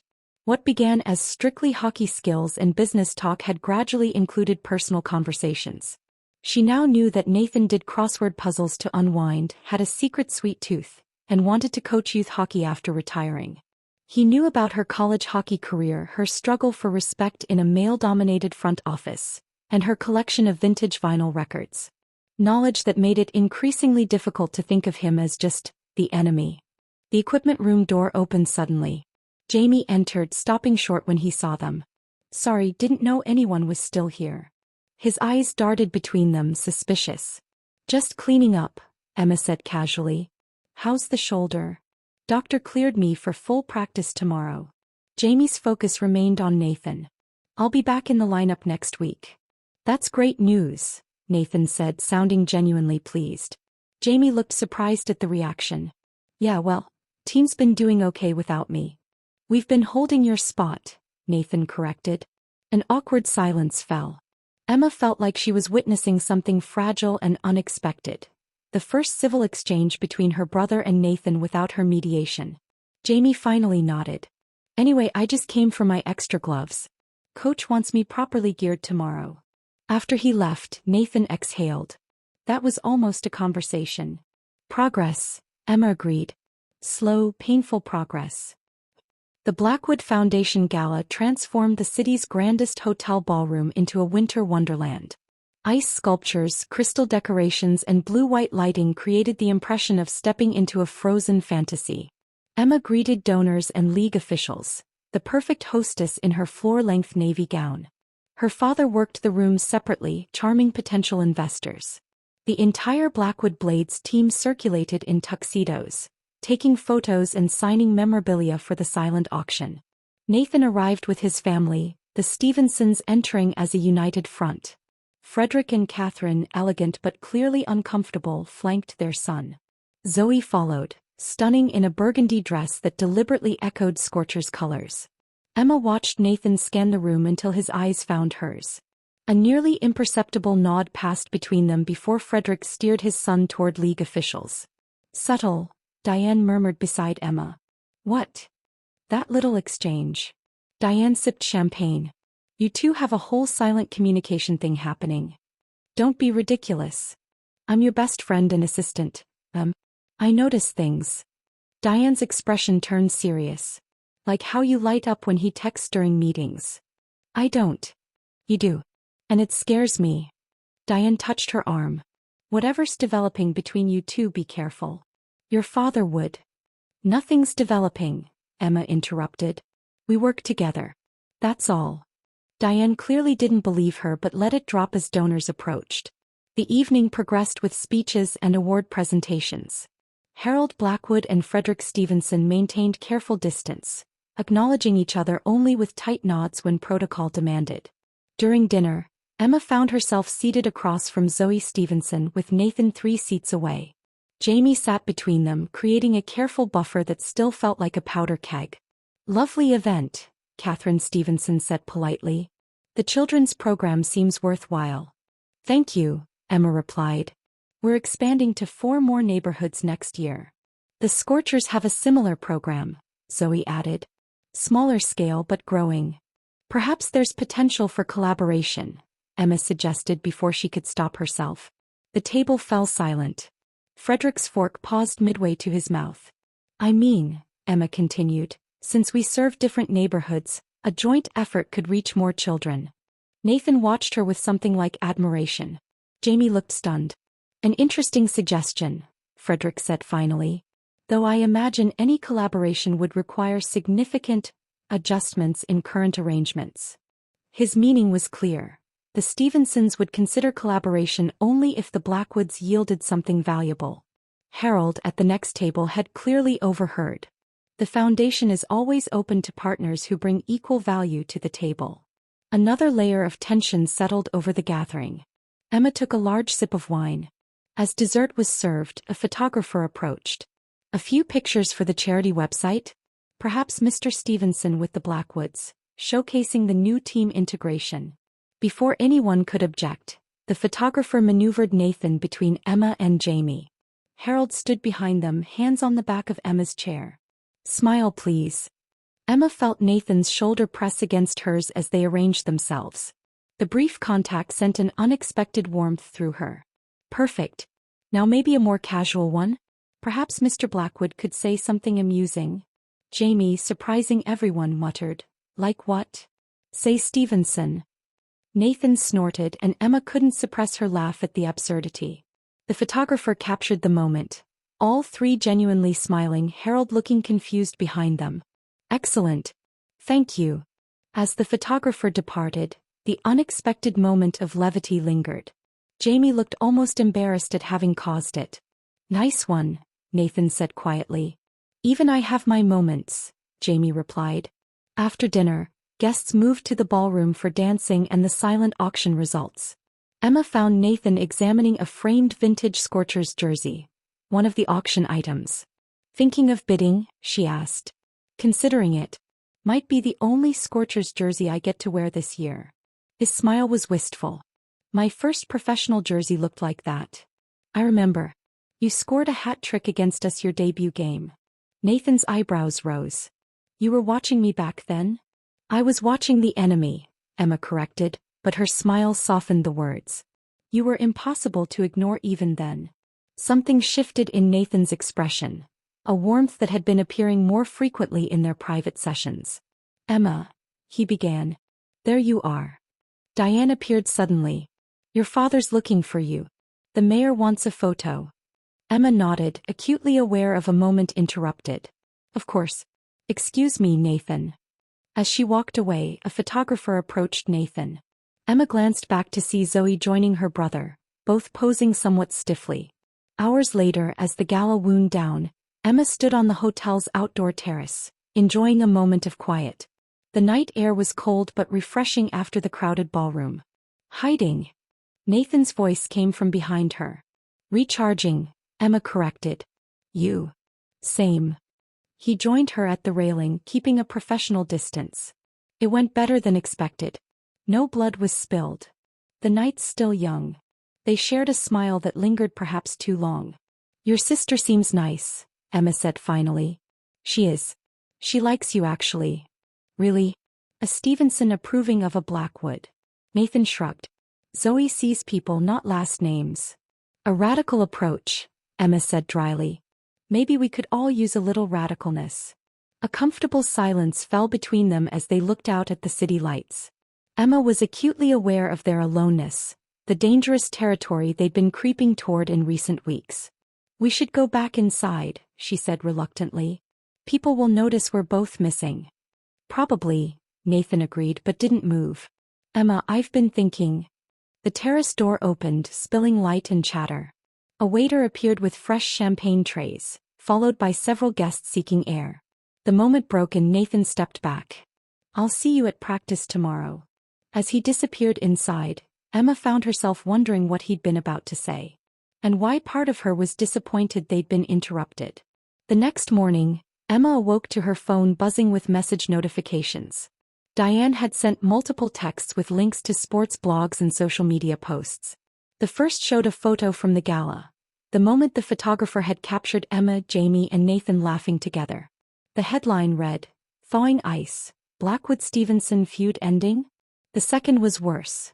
A zoomed image of Emma and Nathan on the terrace, their expressions caught in that lingering moment of connection. The caption speculated about romance blossoming across enemy lines. And the third was a statement from Frederick Stevenson, denying any warming of relations between the families and reaffirming that Nathan's presence on the Blackwood Blades was a temporary business arrangement, nothing more. Emma's phone rang, her father. With a sinking feeling, she answered. I've seen the photos. My office. 1 hour. Harold's voice was cold. And bring Stevenson. This ends now. Chapter 10. Emma paced her office, phone pressed to her ear. Nathan, you need to get here. Now. I'm already on my way, Nathan replied, the sound of his car engine humming in the background. My father called at 6 this morning. I'm guessing yours did too. Yes. He wants us both in his office at 9. For what? Damage control. More like execution, Emma said grimly. Those photos look suggestive. We were talking at a public event, Nathan protested. How is that news? It's not what we were doing. It's how we looked doing it. The line went quiet for a moment. How did we look? Emma hesitated. The truth was, the terrace photo had captured something real. A connection that had been growing despite their best efforts to keep things professional. Like two people who don't hate each other, she finally said. Which apparently is shocking in our families. Nathan's dry laugh held little humor. The scandal of the century. Meet you in 10. 20 minutes later, they sat side by side in Harold Blackwood's expansive office. Frederick Stevenson had insisted on joining via video call, his face filling a large monitor on the wall. Both patriarchs looked thunderous. This, Harold slapped printouts of the photos on his desk, is unacceptable. It's being blown out of proportion, Emma countered. We were attending a mandatory charity function. The press is speculating about a blossoming romance, Frederick spat from the screen. Do you have any idea what this does to our family's reputation? Nathan leaned forward. There's no romance. We work together. Sometimes that requires conversation. The contract specifically prohibits personal fraternization, Harold reminded them. We haven't violated the contract, Emma insisted. These photos show two colleagues at a work event. Two colleagues looking entirely too comfortable with each other, Frederick corrected. Harold pointed to the terrace image. This isn't professional, Emma. We were discussing the gala, Nathan interjected. That's all. Frederick's eyes narrowed. On a private terrace? Away from everyone else. It was loud inside, Emma said, frustrated. We needed to speak without shouting. Harold and Frederick exchanged glances, a rare moment of alignment in their mutual displeasure. Effective immediately, Harold announced, all meetings between you will include a third party. No exceptions. That's ridiculous, Emma protested. We're running a hockey team. You'll adapt, Harold said flatly. Additionally, there will be no unauthorized public appearances together. The PR team will handle damage control for these photos. Frederick nodded on screen. Nathan, I expect you to maintain appropriate distance from all Blackwood's outside mandatory team functions. And what exactly is appropriate distance? Nathan asked, a dangerous edge in his voice. Use your judgment, Frederick said coldly. Assuming you still have any. The meeting continued with both fathers laying out additional restrictions, making the already strict contract even more restrictive. Emma felt the walls closing in with each new demand. This is counterproductive, she finally interrupted. The team is finally coming together. These restrictions will damage team chemistry. Team chemistry doesn't require private conversations on terraces, Harold countered. When they were finally dismissed, Emma and Nathan walked silently to the elevator. Once inside, alone, Nathan hit the emergency stop button. What are you doing? Emma asked. Creating 90 seconds of privacy before the security cameras trigger an alert. Nathan ran a hand through his hair. This is insane. We can't run a team with my father and your father looking over our shoulders constantly. I know. Emma leaned against the elevator wall. But they have leverage. My job, your family's team. So we play by their rules? Nathan looked frustrated. Let them dictate every interaction because of a decades-old grudge? Emma studied him. What's the alternative? Nathan opened his mouth then closed it, looking conflicted. I don't know. But this doesn't feel right. He reached for the emergency button to restart the elevator. Wait, Emma said suddenly. The boathouse. What? The old boathouse at Lakeview Park. It's closed for renovation, but my family still has the keys because we sponsor the park. She spoke quickly. No security cameras, completely private. We could continue our training sessions there. Nathan stared at her. You really want to keep doing this? Even with both families watching us like hawks? The sensible answer was no. The smart, career-preserving answer was definitely no. Yes, Emma said instead. Tonight at 11. A slow smile spread across Nathan's face. I'll be there. The old boathouse sat dark and quiet on the edge of Lakeview Park's central pond. Emma arrived first, unlocking the padlock with keys borrowed from her father's office. Inside she found what she expected. A large open space with concrete floors, rowing equipment stacked against walls. No ice but enough room for stick handling and shooting practice. She arranged portable lights around the space and set up small orange cones for drills. A folding table held her laptop, prepared to show Nathan the business analytics she'd been working on. The door creaked open at precisely 11. Nathan entered, hockey bag slung over his shoulder. "Nice location," he said, looking around. "Very secret agent." "It'll work for now." Emma tossed him a stick.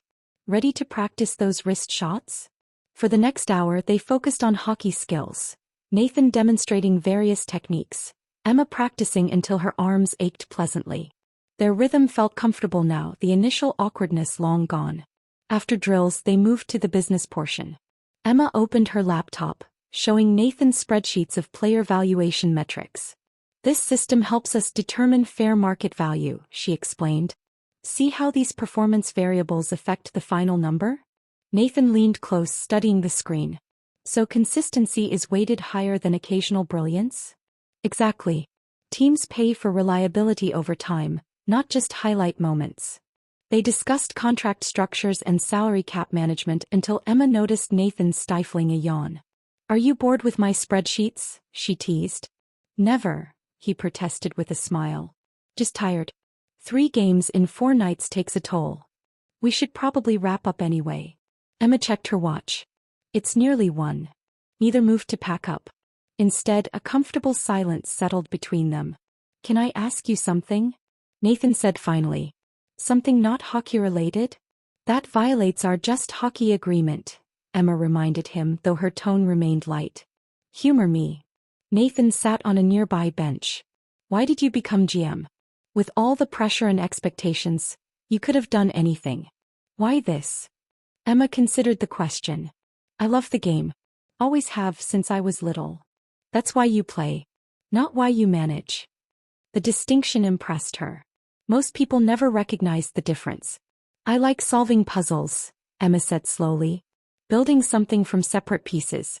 A great team is like a perfect machine, each part working with the others to create something better than any individual could achieve alone." Nathan nodded. "That makes sense."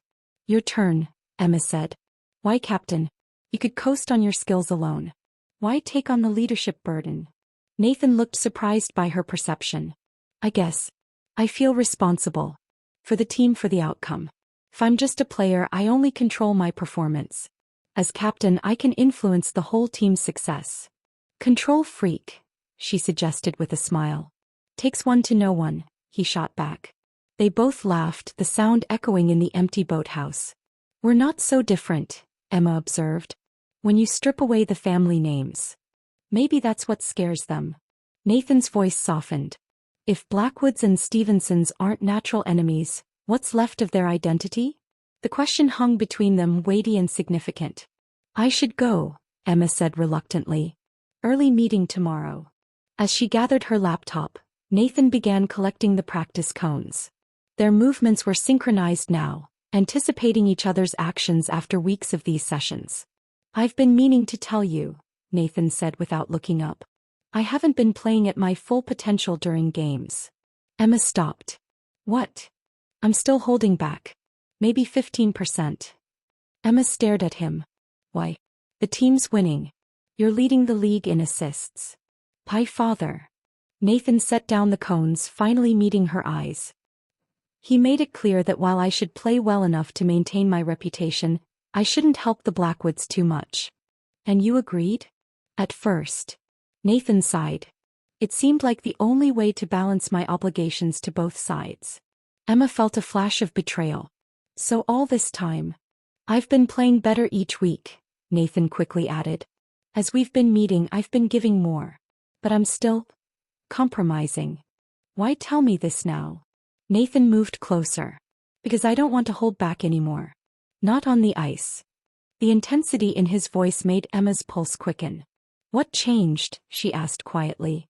"You did." His honesty was disarming. "Getting to know you, it's made this whole situation more complicated." Emma should have felt angry at his confession. Instead, she found herself understanding. "My father's true motivation behind acquiring you wasn't just about hockey. It was about humiliating your family." Nathan's eyebrows rose. "You're just now telling me this?" We both had our secrets, Emma admitted. I guess we're even. They stood close now, the air between them charged with honesty and something more. I don't want to be even, Nathan said softly. I want to be better. For the team. For myself. And for your family? They'll survive. Nathan's eyes held hers. But I'm done playing politics with my talent. Emma felt a surge of respect for his decision. That's integrity. Or stupidity, Nathan said with a half smile. Frederick will be furious. Harold won't be thrilled either. Emma hesitated. But I understand. And I think it's the right choice. Nathan's expression lightened. That makes one person who'll support me. Two, Emma corrected. Jamie's coming around. Slowly. A Blackwood-Stevenson alliance, Nathan mused. The apocalypse must be near. His joke broke the tension. Emma laughed, returning to packing up her laptop. We should celebrate your first game at full potential, she suggested. Whenever that happens. Tomorrow, Nathan decided. No more holding back. That's fast. Why wait? I'm tired of being less than I can be. His determination was magnetic. Emma found herself standing closer to him again, drawn by the conviction in his voice. Thank you, she said quietly. For what? For trusting me with the truth. Nathan's eyes softened.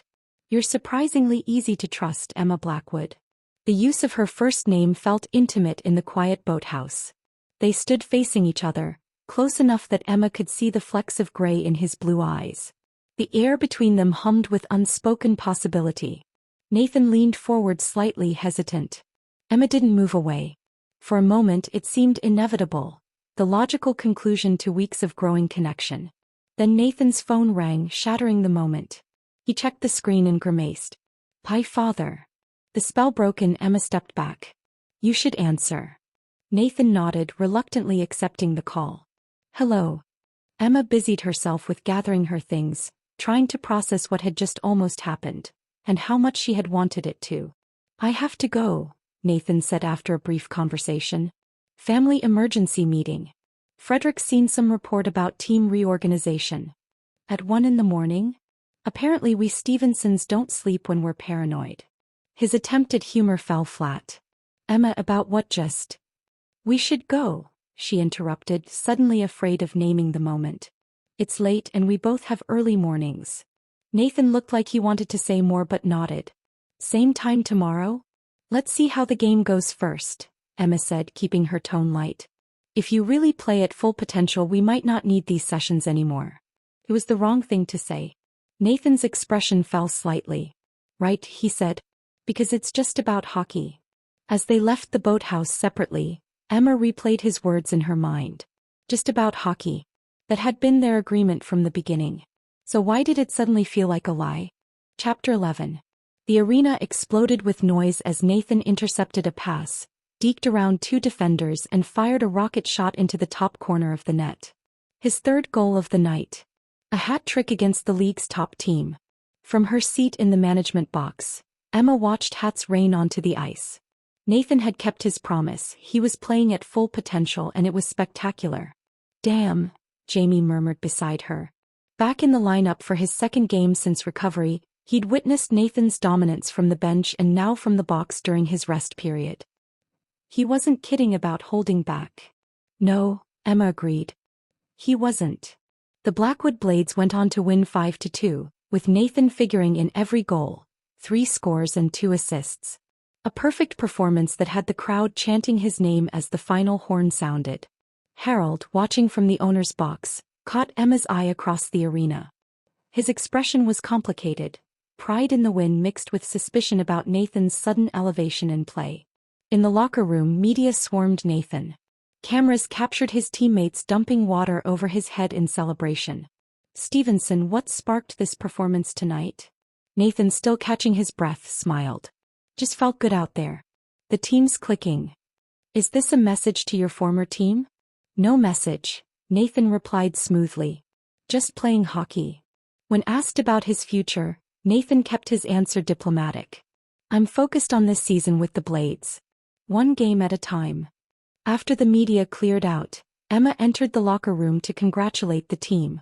Players were still buzzing about Nathan's performance. "Whatever you fed Stevenson today," Coach Wilson said to Emma, "keep it coming." Emma caught Nathan's eye across the room. His subtle wink made her stomach flip. "Good game," she said when she reached him, keeping her voice professional. "Thanks." Nathan's smile held a hint of conspiracy. Felt good to play without constraints. "The boathouse. Tonight." Emma kept her voice low. Nathan nodded slightly. "I'll be there." The celebration at the boathouse involved pizza and beer. Emma's idea to mark Nathan's first unconstrained game. "To playing at full potential," she toasted, raising her bottle. "To honesty," Nathan countered, clinking his bottle against hers. They sat on folding chairs, the practice equipment pushed aside for their impromptu party. Frederick called after the game, Nathan said between bites. He wasn't happy. "What did he say?" "That I've forgotten which family pays for my sister's medical bills." Nathan's voice tightened. Low blow even for him. Emma winced. "I'm sorry." "Not your fault." Nathan shrugged. "He'll get over it when he realizes my performance increases my market value for next season. Assuming you don't stay with the Blades." Nathan paused mid-bite. "That's not the plan." "Plans change," Emma said lightly, though something in her chest tightened. "Not this one." Nathan set down his pizza. "My family needs me back, Emma. The Scorchers are barely hanging on." "I understand." "Do you?" Nathan studied her. "Because sometimes I get the feeling you're thinking longer term." Emma maintained a neutral expression. "I'm a GM. I think about team composition years ahead. But I know your situation is temporary." Nathan seemed about to say more when his phone buzzed. He checked it and frowned. "What is it?" Emma asked. "Zoe.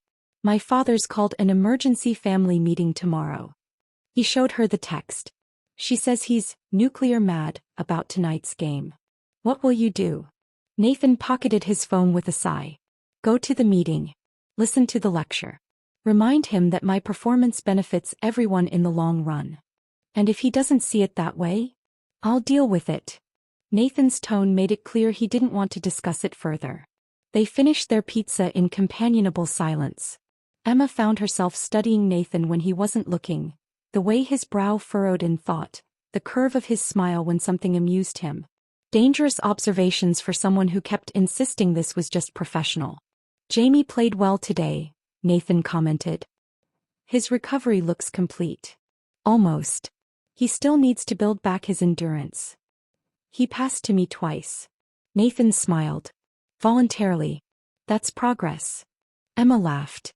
"Baby steps." "The team's coming together," Nathan observed. "Even with all the family drama. Hockey players are adaptable. Once they see you're committed to winning, other stuff falls away." "Is that what's happening with us?" Nathan asked quietly. "The other stuff falling away?" The question hung between them, weighted with implication. Emma took a careful sip of her beer. "I don't know what you mean." "Yes, you do." Nathan leaned forward. "Last night before my father called, something was happening here." Emma's heart beat faster. "We almost made a mistake." "Is that what it would have been?" "Yes," she said firmly. "We have a contract, Nathan. Professional boundaries. Written by people obsessed with a feud that has nothing to do with us." "It has everything to do with us. It's our families." "And we're just extensions of our families? No separate identities?" Nathan challenged. Emma stood, needing distance. "This is exactly why we have the contract. To prevent complications." "Too late." Nathan stood too.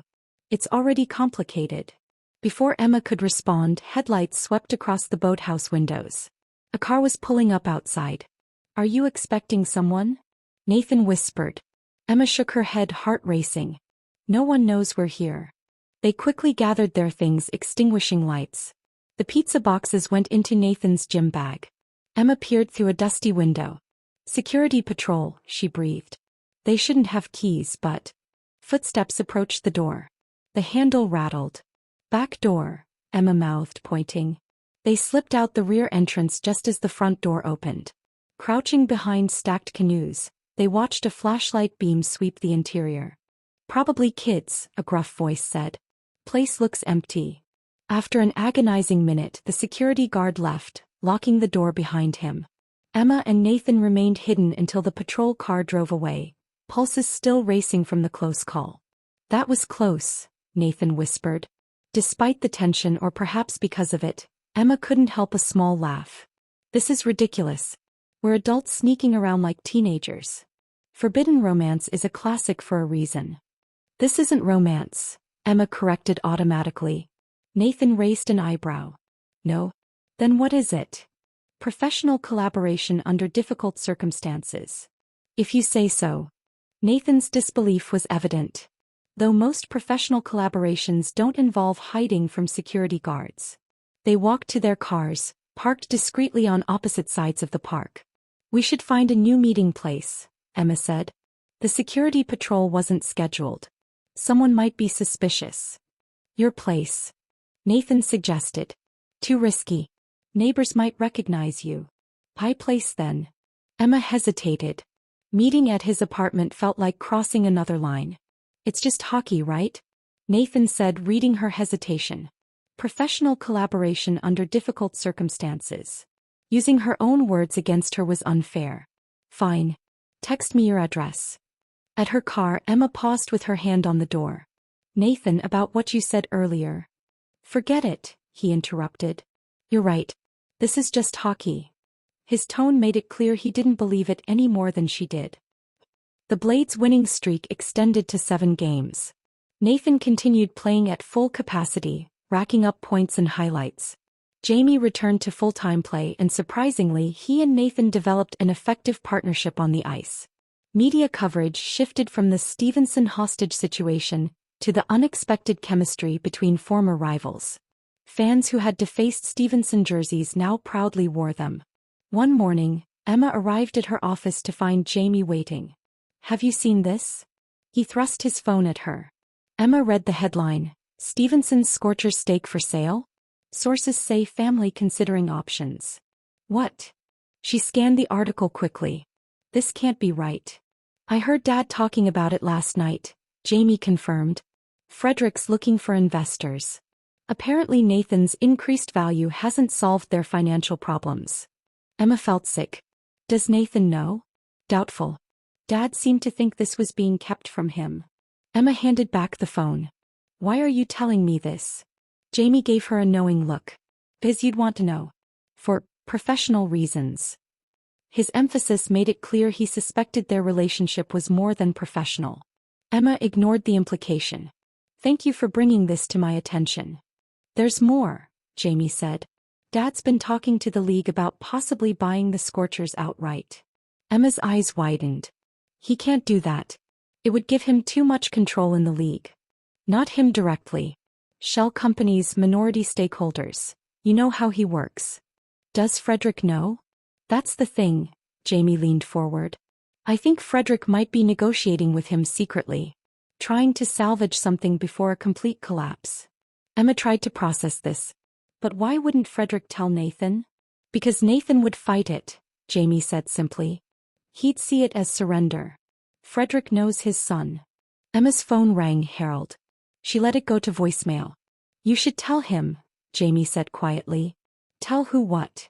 "Stevenson. About the sale talks." Jamie sighed. "Look, I'm not blind. I know something's developed between you two." "Jamie." "I'm not judging," he continued. "Actually, it's made me think differently about a lot of things, including how I treated Zoe." This surprised Emma. "You've been thinking about Zoe?" Jamie looked uncomfortable. "I said terrible things. Things I can't take back. But seeing you and Nathan get past your differences, maybe there's hope for the rest of us." Emma stared at her brother, seeing him in a new light. "Who are you and what have you done with Jamie Blackwood?" He smiled wryly. "Nearly losing my career gave me perspective. Life's too short for pointless feuds." "Does that mean you're going to apologize to Zoe?" "I'm working up to it," Jamie admitted. "But first you need to tell Nathan what's happening with his family team." Emma hesitated. "It's not my place." "If not you, then who?" Jamie stood. "He deserves to know him. Before it's too late." After Jamie left, Emma sat at her desk, conflicted. Telling Nathan about the Scorchers' sale negotiations would betray business confidences. Not telling him felt like a personal betrayal. Her phone buzzed with a text from Nathan. Asterisk practice tonight? My place 8 p.m. Asterisk. Their practices had evolved into something more nebulous. Sometimes actual hockey training, sometimes business discussions, sometimes just talking about everything and nothing while carefully avoiding the growing tension between them. Emma typed back, "See you at 8. Then she called her father's attorney, asking for confidential information about the Scorchers' negotiations. She had a decision to make and not much time to make it. As she hung up, Emma realized her loyalty was no longer as clear as it once had been. The Blackwood name had defined her entire life. Her identity. Her purpose. Until Nathan Stevenson had complicated everything. Chapter 12. Emma checked her watch for the third time in 10 minutes. The executive box offered a perfect view of the ice as the Blades battled their crosstown rivals. But her focus wasn't on the scoreboard. It was on Nathan. All day she'd wrestled with her conscience about the Scorchers' sale information. She hadn't told him during their last meeting, rationalizing that she needed more facts first. In reality, she dreaded being the bearer of news that would devastate him. On the ice, Nathan played with characteristic intensity, seemingly unburdened by the secret machinations surrounding his family's team. The Blades led 2-1 in the third period, both goals assisted by Nathan. Jamie controlled the puck along the boards, fending off a defender. Nathan circled into position, open for a pass. Behind him, Jamie's longtime rival from the opposing team, a brute named Collins, lined up for a hit. Emma saw it developing with horrifying clarity. Collins wasn't aiming for Jamie. He was targeting Nathan, coming in high with his elbow. "Look out," she shouted uselessly from behind glass. Jamie saw the danger at the last second. He called a warning to Nathan, who started to turn. Too late. Collins drove his shoulder directly into Nathan's head, sending him crashing awkwardly into the boards. Nathan crumpled to the ice, motionless. The arena fell silent. Medical staff rushed onto the ice. Emma was moving before she registered the decision, rushing for the stairs to reach ice level. Security tried to stop her at the tunnel entrance, but she pushed past. "That's my player," she snapped. By the time she reached the ice, Nathan was being helped onto a stretcher, conscious but clearly dazed. Blood streamed from a cut above his eye. Jamie hovered nearby, face pale with concern. "Nathan," Emma called, hurrying alongside the stretcher. His eyes found hers, struggling to focus. "Emma. I'm here." She grabbed his hand without thinking. "You're going to be okay." The team doctor intercepted her. "Possible concussion. We need to get him to the hospital for evaluation." "I'm coming with you," Emma said automatically. "Miss Blackwood, perhaps someone else," the doctor began. "I'm coming," she repeated, her tone leaving no room for argument. In the ambulance, Emma sat beside Nathan as paramedics monitored his vitals. He drifted in and out of awareness, sometimes recognizing her, sometimes staring blankly. "Stay with me," she murmured, still holding his hand. At the hospital, Nathan was whisked away for tests while Emma paced the waiting room, fielding calls from team management and ignoring ones from her father. Jamie arrived an hour later, still in partial gear. "How is he?" he asked, breathless. "Still in tests." Emma ran a hand through her hair. "Collins deliberately targeted him."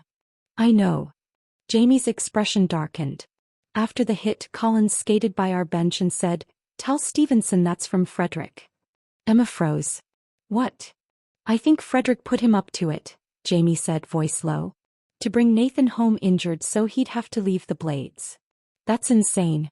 Frederick wouldn't endanger his own son."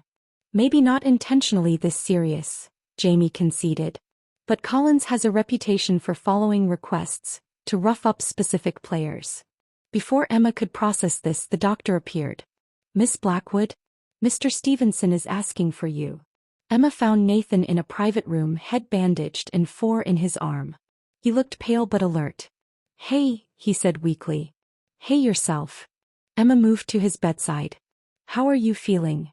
"Like I got hit by a truck." Nathan attempted a smile. "Doc says concussion grade 2. And 12 stitches above my eye." "You're benched for at least 2 weeks," Emma said. "No arguments." "Wasn't planning to argue." Nathan winced as he shifted position. "Collins got me good." Emma hesitated, then shared what Jamie had told her. Nathan listened, his expression hardening. You think my father arranged this? His voice was dangerously quiet. I don't know, Emma admitted. But Jamie heard Collins say the hit was from Frederick. Nathan closed his eyes briefly. I wouldn't have believed it a month ago. Now, I don't know what to think. A nurse entered to check Nathan's vitals, giving Emma a moment to collect herself. The reality of how frightened she'd been hit her suddenly. Seeing Nathan motionless on the ice had triggered something primal and protective, something far beyond professional concern. When they were alone again, Nathan studied her face. You came in the ambulance. Of course I did. Not exactly in the GM handbook. Emma looked down at their hands, somehow intertwined again. I was worried. Just about your investment? The question hung between them. Emma met his eyes, suddenly tired of the pretense. No, she said quietly. Not just about the investment. Something shifted in Nathan's expression. Relief, perhaps, or hope. His fingers tightened around hers. Emma. A commotion outside interrupted them. Loud voices argued in the hallway. I don't care about hospital policy. That's my son. Frederick Stevenson burst into the room, followed by Catherine and a flustered nurse.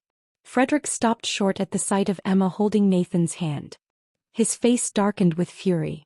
What is this? He demanded. Emma started to withdraw her hand, but Nathan held firm. Dad, he acknowledged coldly. Mom.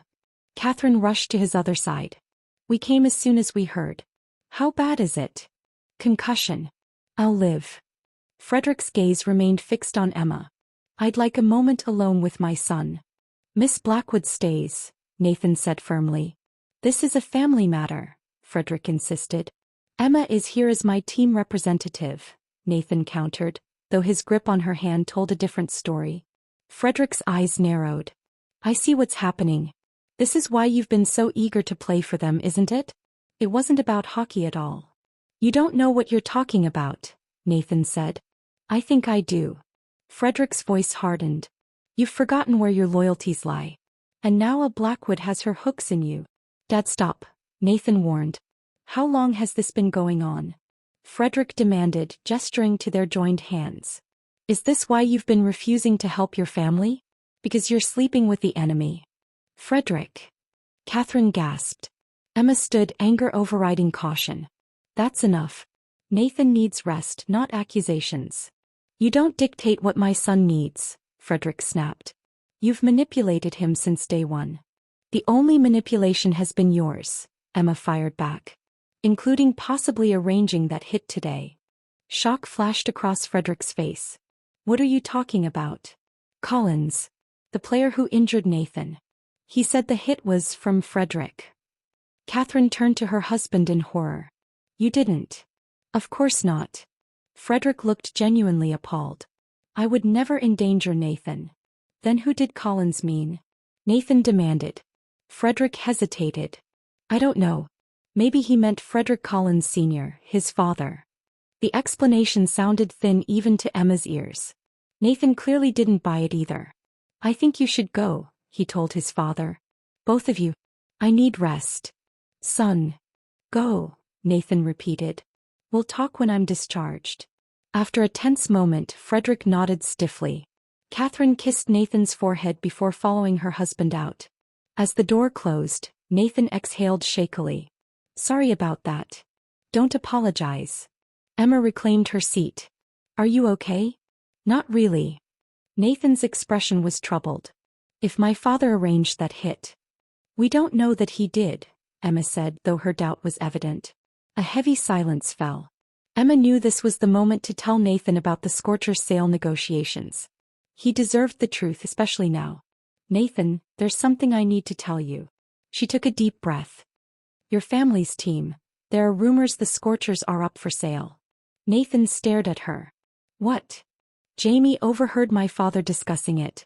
Apparently Frederick has been meeting with potential investors, including Harold. That's impossible, Nathan said flatly. My father would never sell the Scorchers. The financial situation might be worse than he's letting on, Emma said gently. Jamie heard that Harold might be creating shell companies to purchase it indirectly. Nathan's face drained of what little color remained. And you knew about this? For how long? Emma hesitated. Jamie told me this morning. I was planning to tell you tonight. But you've suspected something was happening, Nathan pressed. That's why you've been acting strange lately. Emma couldn't deny it. I've heard rumors for a couple weeks. I was trying to confirm them before worrying you. Nathan's expression closed. So while we've been having our little training sessions and getting closer, you've been keeping this from me. I was trying to protect you. I don't need protection, Nathan snapped. I need honesty. The hurt in his voice cut deep. Emma reached for his hand again, but he pulled away. Nathan. I think you should go. His voice was cold. I need to process this. Please don't shut me out, Emma said softly. Not after everything. Nathan looked at her, conflict evident in his eyes. Everything what, Emma? What exactly is this between us? Because from where I'm sitting, it looks like another Blackwood manipulation. The accusation stung. That's not fair. Isn't it? My father and your father are apparently negotiating behind my back. Collins attacks me with some mysterious message from Frederick. And you've been keeping secrets about my family's legacy. Nathan's voice was bitter. Tell me again how this isn't all part of some Blackwood master plan. Emma stood, stung by his distrust. If that's what you think of me after all this time, then maybe I should go. As she reached the door, a nurse entered with a clipboard. Mr. Stevenson needs to sign these release forms. We're keeping him overnight for observation. Emma paused in the doorway. She should leave, give Nathan space to cool down. But seeing him there, pale and injured, she couldn't make herself walk away. I'll stay until you fall asleep, she said quietly. You don't have to talk to me. But I'm not leaving you alone here. Nathan didn't respond, but he didn't object either. Emma took a seat in the corner chair as the nurse adjusted Nathan's medication. Slowly, his eyelids grew heavy as the pain medication took effect. Just before he drifted off, his eyes found hers. I thought we were past the family names, he murmured. We are, Emma whispered. Or at least I am. But Nathan had already fallen asleep. Emma remained in the uncomfortable hospital chair for hours, watching the steady rise and fall of Nathan's chest. Around midnight, a nurse passing by looked in with surprise. You're still here? Visiting hours ended ages ago. I'm staying, Emma said simply. The nurse seemed about to object, then noticed the way Emma was looking at Nathan. Her expression softened. I'll bring you a blanket. Left alone again, Emma checked her phone. 17 missed calls. Most from her father, 2 from Jamie, 1 from Diane. A text from Jamie read, *, Dad knows you're at the hospital. He's furious. Call me. *. Emma silenced her phone and set it aside. Whatever storm was brewing could wait until morning. In the dim light, she studied Nathan's sleeping face. The bandage above his eye, the bruise darkening along his jaw. Something twisted painfully in her chest. This was so much more than professional concern. So much more than a family rivalry or a business arrangement. She was falling in love with Nathan Stevenson. The realization didn't shock her as it should have. Perhaps she'd known for weeks, denying the obvious even to herself. Their midnight sessions, their private jokes, the way her heart raced when his name appeared on her phone. None of that had been just hockey. The nurse returned with a blanket and a sympathetic smile. He's lucky to have someone who cares so much. Emma didn't correct her assumption. She simply wrapped the blanket around her shoulders and settled in for the night. Tomorrow would bring complications enough. Nathan's injury, her father's anger, the Scorcher's sale negotiations. But tonight she would stay. Not as the Blackwood Blades GM or Harold's daughter, but simply as someone who couldn't bear to leave. As she drifted toward sleep, her phone lit up with a news alert. With a sense of foreboding, she checked the notification. A sports blog had published a photo of Emma rushing onto the ice after Nathan's injury, their clasped hands clearly visible in the ambulance. The headline read, "Love on Thin Ice, Blackwood-Stevenson Romance Confirmed?" Beneath it, a statement from an anonymous Blackwood Blades board member. This inappropriate relationship violates contractual obligations and will be addressed immediately. Emma closed her eyes, knowing the fragile connection between them had just been thrown into the harshest spotlight possible. Whatever they were becoming to each other, the world now had a front row seat. Chapter 3. This isn't necessary, Nathan protested for the third time as Emma helped him up the porch steps of the secluded cabin. I can manage on my own. The doctor said you shouldn't be alone for the first 72 hours after a concussion, Emma reminded him, one arm supportive around his waist. And your place was surrounded by reporters. 3 days had passed since the injury. 3 days of media frenzy over the leaked photos. 3 days of carefully worded no comments and dodged questions. Emma unlocked the cabin door with her free hand. Besides, no one will think to look for us here. The cabin belonged to her college roommate, perched on the edge of a quiet lake 2 hours outside the city. Simple but comfortable and most importantly, completely private. Inside, rustic wood paneling and sturdy furniture created a cozy atmosphere. Large windows overlooked the frozen lake, winter sun glinting off the ice. Nice place, Nathan observed, easing himself onto the sofa with a wince. The bruising around his eye had deepened to purple, and movement clearly still caused discomfort. My friend Sarah comes from old money but prefers simple living, Emma explained, setting down their bags. This place has been in her family for generations. And she just lent it to you, no questions asked? She asked plenty of questions, all of which I ignored. Emma smiled. But she trusts me not to burn it down. Nathan returned her smile tentatively. Since waking in the hospital to find Emma asleep in the chair beside him, a fragile truce had formed between them. The hurt of her withheld information about the Scorcher's sale hadn't disappeared, but Nathan's anger had softened. Emma moved to the kitchen. I'll get you some water. You need to stay hydrated. Emma. Nathan's voice stopped her. We should talk about what happens next. She brought him water before sitting opposite him. Let me guess, you want to tell me this whole escape plan is crazy and we should face reality. Actually, I was going to thank you. Nathan took a careful sip. For getting me out of there. For staying at the hospital. For everything. The simple gratitude caught Emma off guard. You're welcome. But, Nathan continued, we do need to figure out what happens when we go back. I know. Emma tucked her legs beneath her. My father's called 11 times.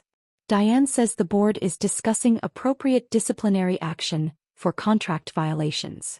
Frederick's threats are more direct. Nathan grimaced. He's threatening to cut off Zoe's medical support if I don't end whatever is happening with the Blackwood girl. Emma winced. Using your sister as leverage is low. It's how he operates. Nathan set down his glass. The question is, what exactly are we doing that needs ending? The question hung between them, unavoidable now. Emma met his gaze steadily. I don't know, she admitted. All I know is that when I saw you hit the ice, nothing else mattered. Not the contract, not my job, not the family names. Nathan's expression softened. I felt the same way when I woke up and saw you still there. Like whatever was between us was the only real thing in the room. Emma's heart beat faster. So what do we do about it? That depends. Nathan leaned forward despite his bruises. Was this a temporary insanity brought on by a crisis, or something you want to explore when we get back to real life? The directness of the question was pure Nathan. No games, no subterfuge. Emma found herself responding in kind. It wasn't temporary, she said quietly. And I think you know that. Nathan's smile was worth every risk she'd taken. Good. Because I'm pretty sure I've been falling for you since our first midnight skating session. The admission sent warmth spreading through Emma's chest. They'd been circling this moment for weeks, both afraid to name what was growing between them. This is going to complicate everything, she warned. Everything's already complicated, Nathan pointed out. Might as well be complicated and honest. Emma laughed. When you put it that way. The relief of finally acknowledging their feelings lightened the cabin's atmosphere. They spent the afternoon talking, about the team, about their childhoods, about dreams beyond hockey. Nathan told stories about young Zoe following him around the rink, determined to play despite being told hockey wasn't for little girls. Emma shared memories of proving herself in a male-dominated front office, fighting for respect with every decision. As evening fell, Emma cooked pasta while Nathan rested on the sofa. Domestic normalcy felt strange but welcome after months of secrecy and tension. Over dinner, Nathan brought up the subject they'd been avoiding. About the Scorcher's sale, he began carefully. Emma set down her fork. I should have told you sooner. I'm sorry. I understand why you didn't. Nathan's voice was thoughtful rather than accusatory. But I need to know everything now. No more protecting me. Emma nodded. From what I've gathered, the Scorcher's financial situation is worse than anyone realizes. Frederick has been meeting with potential investors for months, looking for minority stakeholders to infuse capital. And my father? Is he really talking to Harold? Yes, but not to sell outright. They're discussing a partnership where the Blackwood Corporation would provide financing in exchange for profit sharing. Emma hesitated. At least that's what they're discussing on paper. And off paper? Harold never enters a deal he can't eventually control, Emma admitted. The terms would likely give him increasing ownership over time if certain profit targets aren't met. Nathan absorbed this, his expression troubled. And neither of them planned to tell me. Frederick probably feared you'd see it as surrender. Harold. Emma sighed. Harold would see keeping you in the dark as strategic. All this time I've been playing my heart out, thinking I was helping save my family's team. Meanwhile, they've been negotiating its future without me. Nathan shook his head. I feel like a pawn. You're not a pawn, Emma said firmly. You're the most valuable piece on the board. Why do you think they kept you in the dark? They know you have the power to influence the outcome. Nathan considered this. What would you do? If you were me. I'd remember that I have options. Emma leaned forward. Your contract with the Blades ends this season. You're playing better than ever. You could sign anywhere in the league for top dollar. Including staying with the Blades? The question carried weight beyond professional considerations. Emma chose her words carefully. That option exists. But it would mean permanently crossing your family. And what about your position? If we... Nathan gestured between them. The board would never allow the GM to date a player. Probably not, Emma acknowledged. But I'm not sure I want to work for people who use three-generation feuds to make business decisions anyway. Nathan looked surprised. You'd consider leaving the Blades? Your family legacy? I've been thinking about it for a while, Emma admitted. Even before... The league office has approached me about a director position. More influence, less family drama. They continued talking late into the night, exploring possibilities neither had dared consider before. When Nathan finally grew tired, a side effect of his concussion medication, Emma helped him to the larger of the cabin's 2 bedrooms. Will you be okay on your own? She asked. I think I can manage to sleep without supervision, he teased gently, then grew serious. Thank you for bringing me here. For giving us space to figure things out. Emma hesitated at the doorway. Get some rest. Doctor's orders. In her own room, Emma checked her phone for the first time in hours. More missed calls plus a text from Jamie. Asterisk everyone's looking for you too. Stay disappeared a little longer. Ball cover, asterisk. She smiled at her brother's unexpected support, then noticed a voicemail from Harold. Against her better judgment she listened. Emma, this disappearing act is childish and unprofessional. Whatever misguided feelings you think you have for Stevenson, remember that he represents everything our family has fought against for generations. Frederick and I are close to an agreement that will finally put the Stevenson legacy under Blackwood control where it belongs. Don't jeopardize decades of work for a temporary infatuation. Call me immediately. Emma deleted the message, anger burning in her chest. Her father saw Nathan as nothing more than a business acquisition, a means to finally win a rivalry that should have died decades ago. She typed a reply to Jamie. Asterisk thanks for the cover. We need a few days. Tell Dad I'm fine but unavailable. Asterisk. Morning brought sunlight streaming through the cabin windows and the smell of coffee. Emma found Nathan in the kitchen, looking steadier than yesterday despite his bruises. You shouldn't be up, she chided gently. Concussion protocol says light activity is fine after 48 hours, Nathan countered, handing her a mug. Besides, I make better coffee than you do. Confident statement from someone who's never tasted my coffee. I've watched you in the break room. 3 sugars is a cry for help. Their easy banter continued through breakfast. The acknowledgement of their feelings had removed a barrier, allowing natural warmth to flow between them. Later, bundled in winter coats, they walked slowly along the frozen lakeshore. Nathan's movements were more careful than usual, but he insisted the fresh air helped clear his head. I've been thinking about what you said, he began. About having options. Emma waited, letting him gather his thoughts. I love hockey, Nathan continued. I always will. But lately I've been wondering about coaching, maybe player development. You'd be good at it, Emma said. You have a natural teaching ability. What about you? Do you see yourself as GM forever? Emma considered this. I love building teams. But I'm interested in league-level changes too, making hockey more accessible, more diverse.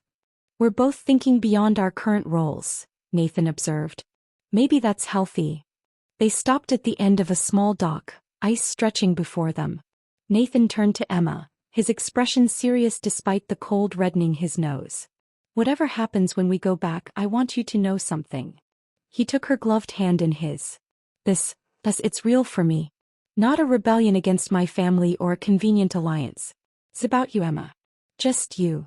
The simplicity of his declaration touched something deep within her. Emma stepped closer, their breath forming clouds between them. It's real for me too, she said softly. When all the complications fall away, when it's just us without the names or the history, that's when everything finally makes sense. Nathan's smile was gentle as he tucked a strand of hair behind her ear. May I kiss you, Emma Blackwood? Without any families or contracts or obligations getting in the way. Instead of answering, Emma closed the distance between them. His lips were cold at first touch, then warm as the kiss deepened. His arms encircled her waist as she reached up to hold his face, careful of his bruises. The kiss was both a beginning and an acknowledgement of what had been building for months. Connection, understanding, and something deeper neither was ready to name yet. When they finally separated, staying close in the winter air, Nathan rested his forehead gently against hers. Well, we've officially violated Section 12, he murmured. Emma laughed. I think we violated that a long time ago, in spirit if not in letter. The moment was interrupted by Emma's phone ringing. He checked the screen. Jamie. I should take this, she said apologetically. Nathan nodded, keeping her hand in his as she answered. Emma, you need to know what's happening, Jamie said without preamble. Dad and Frederick have called a press conference for tomorrow.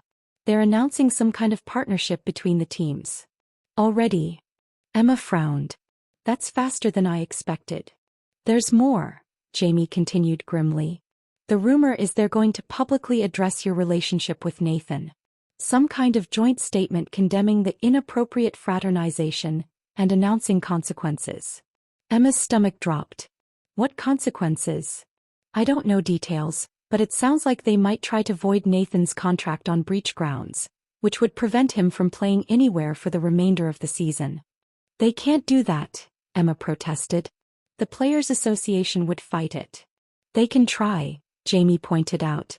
And it would mean months of legal battles while Nathan sits on the sidelines. Nathan, hearing Emma's side of the conversation, squeezed her hand in support. What do you suggest? Emma asked her brother. Jamie hesitated. Come back before the press conference. Face it head on. Don't let them control the narrative. After ending the call, Emma relayed the information to Nathan. His expression darkened with each detail. They're really willing to damage my career to punish us? He asked incredulously. It's a power play, Emma said. They think if they threaten your hockey future, we'll fall in line. Nathan's jaw tightened. Then they don't know either of us very well. What do you want to do? Nathan considered their options. Jamie's right. We can't hide forever. We need to face them on our terms, not theirs. Emma nodded, determination replacing anxiety. Then let's make a plan. They returned to the cabin, spending the afternoon outlining their approach.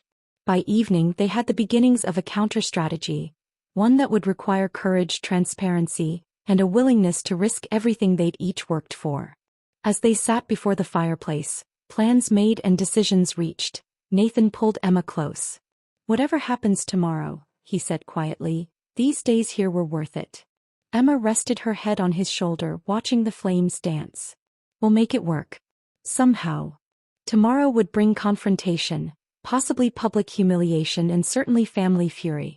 But for tonight, in this quiet sanctuary they'd created, Emma allowed herself to simply be present with the man who had somehow crossed every barrier to reach her heart. For the first time in her life, something mattered more than the Blackwood name and legacy. And that terrified and liberated her in equal measure. Chapter 14. News vans lined the street outside Blackwood Arena, reporters stamping their feet against the cold as they waited for the joint press conference to begin. Inside the media room, staff arranged chairs and tested microphones while PR representatives distributed press packets. Emma and Nathan watched from a side entrance, unnoticed by the gathering crowd. "You sure about this?" Nathan asked quietly. The bruises on his face had faded slightly, but he still looked battered. Emma squeezed his hand. "No, but I'm sure about us." They'd driven back to the city early that morning, preparing their own strategy during the journey. Their plan was risky, confronting both patriarchs publicly rather than privately, but it eliminated the advantage Harold and Frederick thought they had. "Your brother's late," Nathan observed, checking his watch. As if summoned, Jamie appeared around the corner. "They're in the owner's office." Both of them going over their statement. He handed Emma a folder. "Here's what I could find on short notice." Emma scanned the contents quickly. "This is enough." "Thanks, Jamie." "Don't thank me yet." Jamie looked grim. "Dad's furious. I've never seen him like this." "Frederick's no better," Nathan said. "He's called 20 times in the past day." Jamie glanced between them, noting their united front. "So it's really like that, huh?" "Yeah," Nathan answered simply. "It is." Jamie nodded slowly. "For what it's worth, I think you're crazy to take them both on. But I respect it." He extended his hand to Nathan. "Good luck, man." Nathan shook it, surprise evident in his expression. "Thanks. We should get into position," Emma said, checking the time. "The press conference starts in 20 minutes. Jamie nodded. "I'll run interference if anyone comes looking for you." As he walked away, Nathan turned to Emma.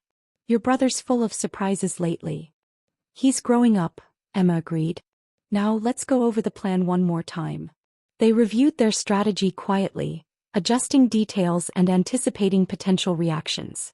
When they were satisfied, Emma led Nathan through a back corridor toward their destination. "Remember," she whispered as they reached the door. "No matter what they say, we stick together." Nathan nodded. "Together." Harold Blackwood and Frederick Stevenson sat opposite each other in the owner's office, allies by necessity rather than choice. An army of lawyers and PR specialists surrounded them, putting final touches on their joint statement. "The language needs to be stronger here," Harold insisted, pointing to a paragraph. "Make it clear that the contract has been violated and consequences will follow. And specify that Nathan remains a Stevenson, regardless of his indiscretions," Frederick added. A PR representative cleared her throat.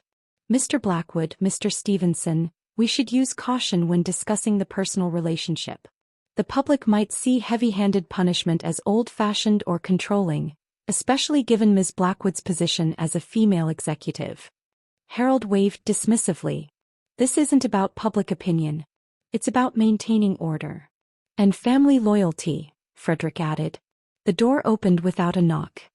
Harold looked up, irritated at the interruption, then froze as Emma and Nathan walked in side by side. The room fell silent. "Emma," Harold finally said, his voice dangerously controlled. "This is a private meeting." "About us," Emma replied evenly. "So I think we have a right to be here." Frederick's gaze locked on his son.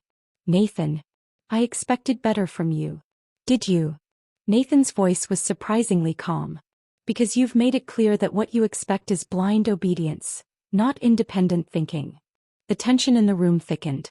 Lawyers exchanged uneasy glances. "Perhaps we should speak privately," Harold suggested with forced politeness. "Family to family." "That's exactly what we're doing," Emma countered. "All the relevant family members are here." Frederick stood, anger evident in his rigid posture. "Nathan, this has gone far enough. You have obligations to your family, to the Scorchers." "Interesting you should mention obligations," Nathan said, opening the folder Jamie had provided. "I've been looking into the Scorchers' financial records. Public ones, of course." Frederick's face paled slightly. "Those records don't tell the full story." "They tell enough." Nathan extracted several pages. "Like how you've been systematically draining team assets for years to cover personal investments that failed. How you've mortgaged the training facility twice. How you've defaulted on equipment payments." Harold's eyes narrowed at Frederick. "You said those issues were temporary." They are, Frederick insisted. With the capital injection from our partnership. The partnership you never mentioned to me, Nathan interrupted. The one where you essentially sell my family legacy to our greatest rivals. It's a business arrangement, Frederick defended. To save the team. No, Nathan's voice hardened. It's a surrender disguised as a business arrangement. And you didn't have the courage to tell me. Frederick's jaw tightened. I was protecting you. You were protecting yourself, Nathan countered. Just like you've always done. Harold cleared his throat. Fascinating family drama, but we have a press conference to prepare for. He turned to Emma. You've made a serious error in judgment, Emma. One that violates your contractual obligations to this team. Emma met her father's gaze steadily. I've reviewed my contract thoroughly.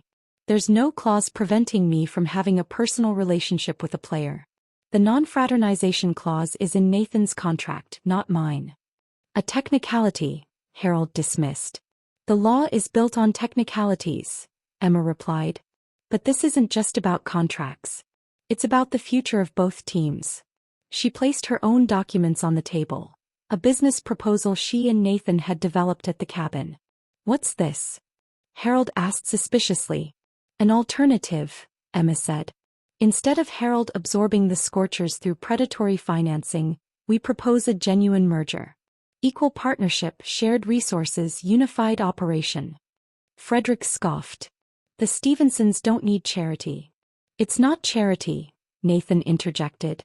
It's evolution. Two legendary teams becoming something greater together, rather than one consuming the other. Harold examined the proposal with narrowed eyes. This would dilute Blackwood control. It would expand Blackwood influence, Emma corrected. And preserve both legacies instead of erasing one. Frederick seemed torn between outrage and curiosity. This is a publicity stunt. A distraction from your inappropriate relationship. Our relationship is separate from this proposal, Nathan said firmly. Judge the business plan on its merits. Harold leaned back, studying his daughter with new calculation. And if we refuse this alternative? Emma straightened. Then Nathan and I go public with our own statement. About the predatory deal you're making. About how two families have used a hockey rivalry to manipulate their children and teams for generations. You wouldn't dare, Frederick growled. Try us, Nathan replied calmly. Harold's eyes flicked to the clock.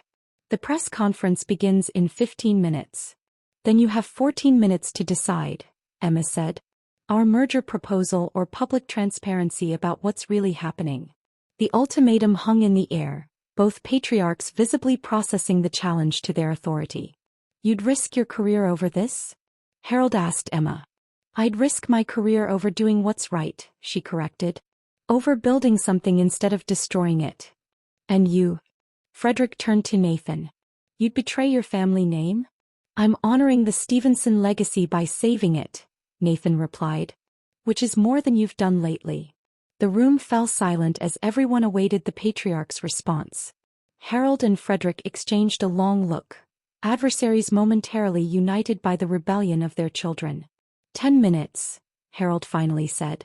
Everyone out except the four of us. The lawyers and PR team filed out, leaving the two families facing each other across the table. Let's assume hypothetically we consider this merger, Harold began. What happens to this? He gestured between Emma and Nathan. That's not negotiable, Nathan said firmly. Emma and I are together. Whether you approve or not. It's impractical, Frederick protested. A player dating the GM creates conflicts of interest. Which is why I've accepted the league's offer, Emma revealed. Effective at season's end, I'll become the league's director of player development. No conflict of interest with any specific team. Harold stared at his daughter. You'd leave the Blades? Our family's team. I'd advance my career while removing an obstacle, Emma corrected. The Blades will still be our family's team. I'll just be working at a different level. Frederick turned to Nathan. And you? Where do you fit in this grand plan? I play out my contract with the Blades, Nathan answered. After that I'll sign wherever makes the most sense professionally. Could be the merged team, could be elsewhere. So convenient, Harold said sarcastically. You two have it all figured out. We've figured out what matters, Emma replied. The rest is negotiable. Harold checked his watch. 5 minutes until the press is expecting us. Then make a decision, Nathan said. Our merger proposal or public transparency. The fathers exchanged another long look, calculation evident in both their expressions. We need more time to review this proposal, Harold finally said. You get 48 hours, Emma countered. In the meantime, you announce the planned partnership is under further consideration, and say nothing about our relationship. And what do we get in return? Frederick demanded. Our discretion, Nathan said simply. We don't discuss the financial mismanagement or predatory tactics with the press. A tense silence filled the room as Harold and Frederick weighed their options. Finally, Harold nodded stiffly. 48 hours. No statements about your situation. We announce the partnership is being reviewed. And no attempts to void Nathan's contract or remove me as GM until our agreement is finalized, Emma added. Frederick's mouth tightened, but he nodded in agreement. Fine. As they all stood to leave for the press conference, Harold caught Emma's arm. I don't know whether to be furious or proud, he said quietly. Emma met her father's gaze. You could try being supportive. You're blackmailing me into changing a business strategy 3 generations in the making, Harold pointed out. I'm showing you a better way forward, Emma corrected. One where everyone wins instead of just the Blackwoods. Harold studied his daughter with new eyes. You've changed. I've grown, Emma replied. There's a difference. As they walked toward the press conference, Emma caught Nathan's eye across the room. He gave her a subtle nod. Step 1 accomplished. Now they just had to survive the next 48 hours and make their case strong enough that even Harold and Frederick couldn't refuse it. The hardest battles, Emma suspected, were still ahead. But for the first time she and Nathan weren't fighting alone, or against each other. They were fighting together. For something bigger than either of their families had imagined possible. Chapter 15. The 2 days following the confrontation passed in a whirlwind of meetings, presentations and strategizing. Emma and Nathan worked alongside a small team of trusted advisors to refine their merger proposal, addressing financial projections and operational details that would make it impossible for Harold and Frederick to dismiss. They maintained professional distance in public, aware of the scrutiny following them after the press conference. The sports media had noted the tension between the families, speculating wildly about what was happening behind closed doors. On the afternoon when their deadline expired, Emma sat in her office reviewing final documents when Diane burst in without knocking. Emma, you need to see this. She thrust her tablet forward, displaying a confidential email. One of the IT guys owed me a favor. Your father sent this to the board 10 minutes ago. Emma scanned the email, her stomach dropping. Harold had scheduled an emergency board meeting for that evening, without notifying her. The agenda included GM performance review and contract enforcement options. He's going behind our backs, Emma realized aloud. Trying to secure board approval to fire me before our meeting. There's more, Diane said grimly. Look at the attachment. Emma opened the file to find a detailed dossier on Nathan, including surveillance photos of their secret meetings at the boathouse, the cabin, and his apartment. Text messages. Training session details. Even a transcript of a private conversation where Nathan had discussed Scorcher's strategies. Where did he get all this? Emma whispered, horrified. Private investigator looks like, Diane said. He's painting it as Nathan deliberately extracting team information from you. Emma's phone rang. Nathan. She answered immediately. Have you seen it? His voice was tight with anger. Just now. You too. Frederick forwarded it to my agent with a note saying I should consider my options carefully. They're working together against us. Emma closed her eyes briefly. They never intended to consider our proposal. They were just buying time to build a case against us, Nathan agreed bitterly. The question is, what do we do now? Emma studied the dossier again, noticing something odd. Wait. Look at the transcript from January 12th. That conversation never happened. We weren't even together that night. Nathan was silent for a moment as he reviewed it. You're right. This is fabricated. They've mixed real surveillance with fake information. A small flame of hope kindled in Emma's chest. If they're resorting to fabrication, That means they don't have enough real evidence to make their case. Or they're desperate enough to manufacture it, Nathan pointed out. Either way, we need to move fast. Emma checked the time. The board meeting is at 7. Can you meet me at the arena in an hour? I'll be there. After hanging up, Emma turned to Diane. I need everything we have on the Blackwood-Stevenson historical rivalry. Newspaper clippings, legal disputes, everything. For the proposal? For the truth, Emma said grimly. An hour later, Emma paced the conference room where she'd arranged to meet Nathan. Jamie had joined her, reviewing the falsified dossier with growing outrage. This is low even for Dad, he muttered. Some of these photos were clearly taken by someone inside the organization. Security cameras, maybe. Walter Chin, Emma said. He's had it out for me since I was promoted. He's probably been helping Dad gather evidence. The door opened and Nathan entered, followed unexpectedly by Zoe. Hope you don't mind the addition, Nathan said. Zoe insisted on coming when I told her what happened. The more allies, the better, Emma welcomed her. Zoe looked grim. I knew Frederick was controlling, but this is another level. Using private investigators. Fabricating evidence. They're desperate, Jamie observed. Which means your proposal must actually be good. Or threatening, Nathan corrected. To their control anyway. Emma spread the documents she'd gathered across the table. I've been digging into the origins of the Blackwood-Stevenson feud. Ancient history, Zoe said dismissively. Maybe not. Emma pointed to newspaper clippings from the 1970s. The official story is that our grandfathers had a business disagreement that turned personal. But look at these. The group examined the yellowed clippings. Photos of Harold Blackwood Sr. and Frederick Stevenson Sr. not as enemies, but as partners. Smiling together at ribbon cuttings, sharing drinks at charity events. They were friends. Jamie asked incredulously. More than friends, Emma confirmed. They started the teams together. Coners. The Blackwood Blades and Stevenson Scorchers were originally part of the same organization. Nathan picked up a legal document. What's this? The original partnership agreement, Emma explained. They divided responsibilities.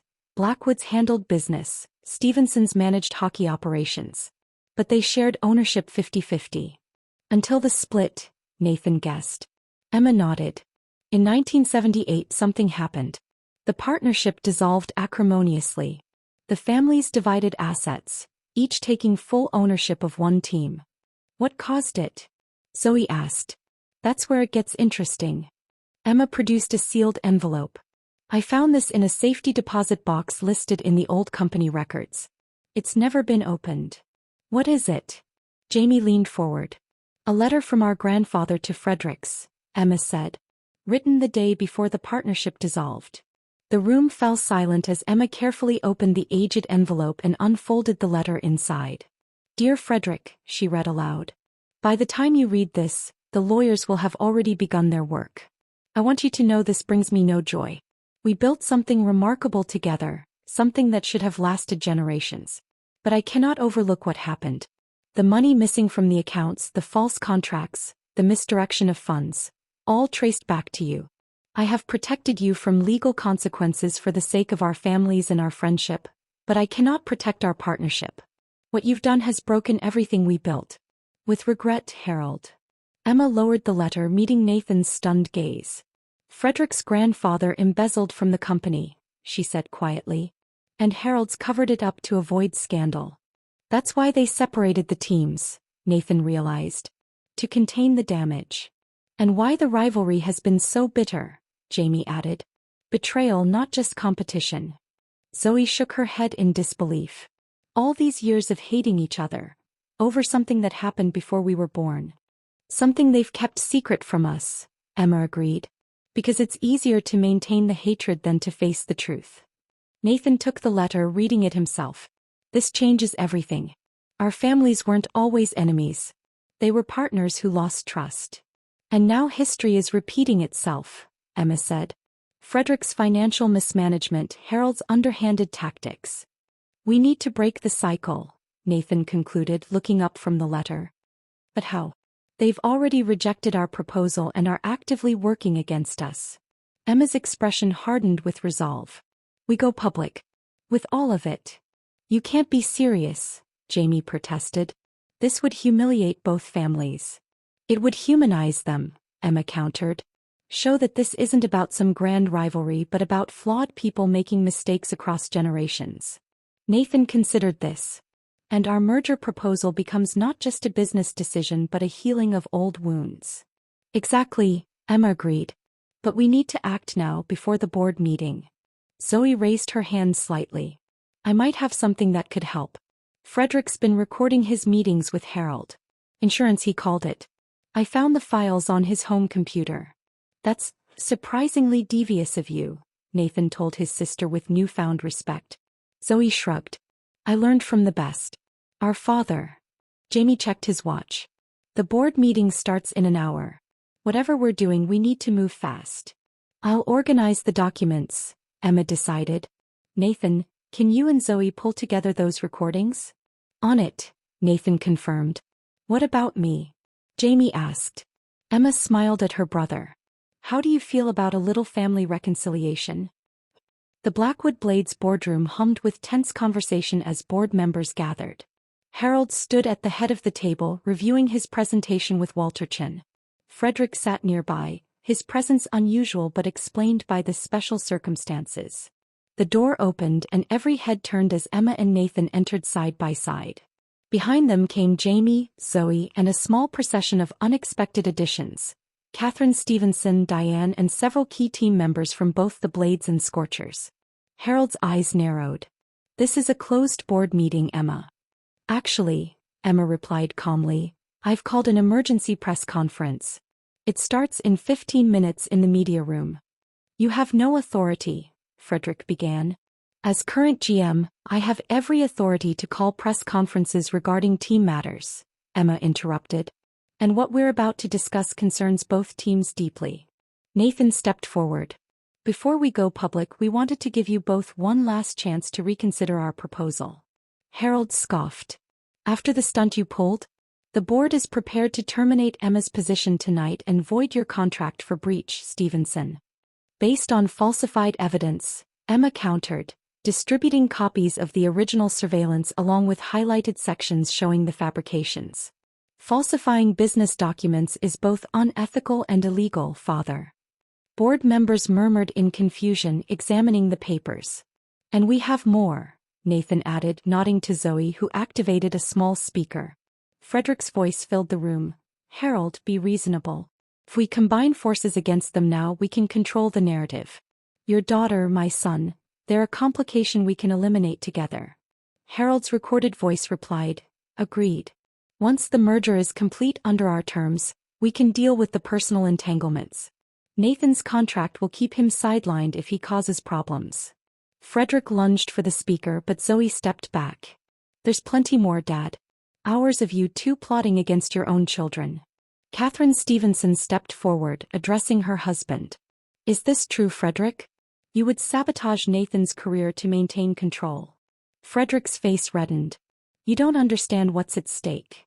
I understand, family, Catherine replied firmly. Something you seem to have forgotten. Emma placed the historic letter on the table. Do you know what this is, Father? Harold paled slightly as he recognized the aged paper. It's the truth, Emma continued. About how this rivalry really started. About how our grandfathers were partners before they were enemies. Ancient history, Harold dismissed, though his voice lacked conviction. History that's repeating itself, Nathan pointed out. The same patterns of secrecy and control, just with new players. Emma addressed the board directly. The press is gathering as we speak. In 15 minutes, we can either announce a historic reconciliation between our families and teams, or we can share the complete, unvarnished truth about what's been happening behind closed doors. You wouldn't, Frederick challenged.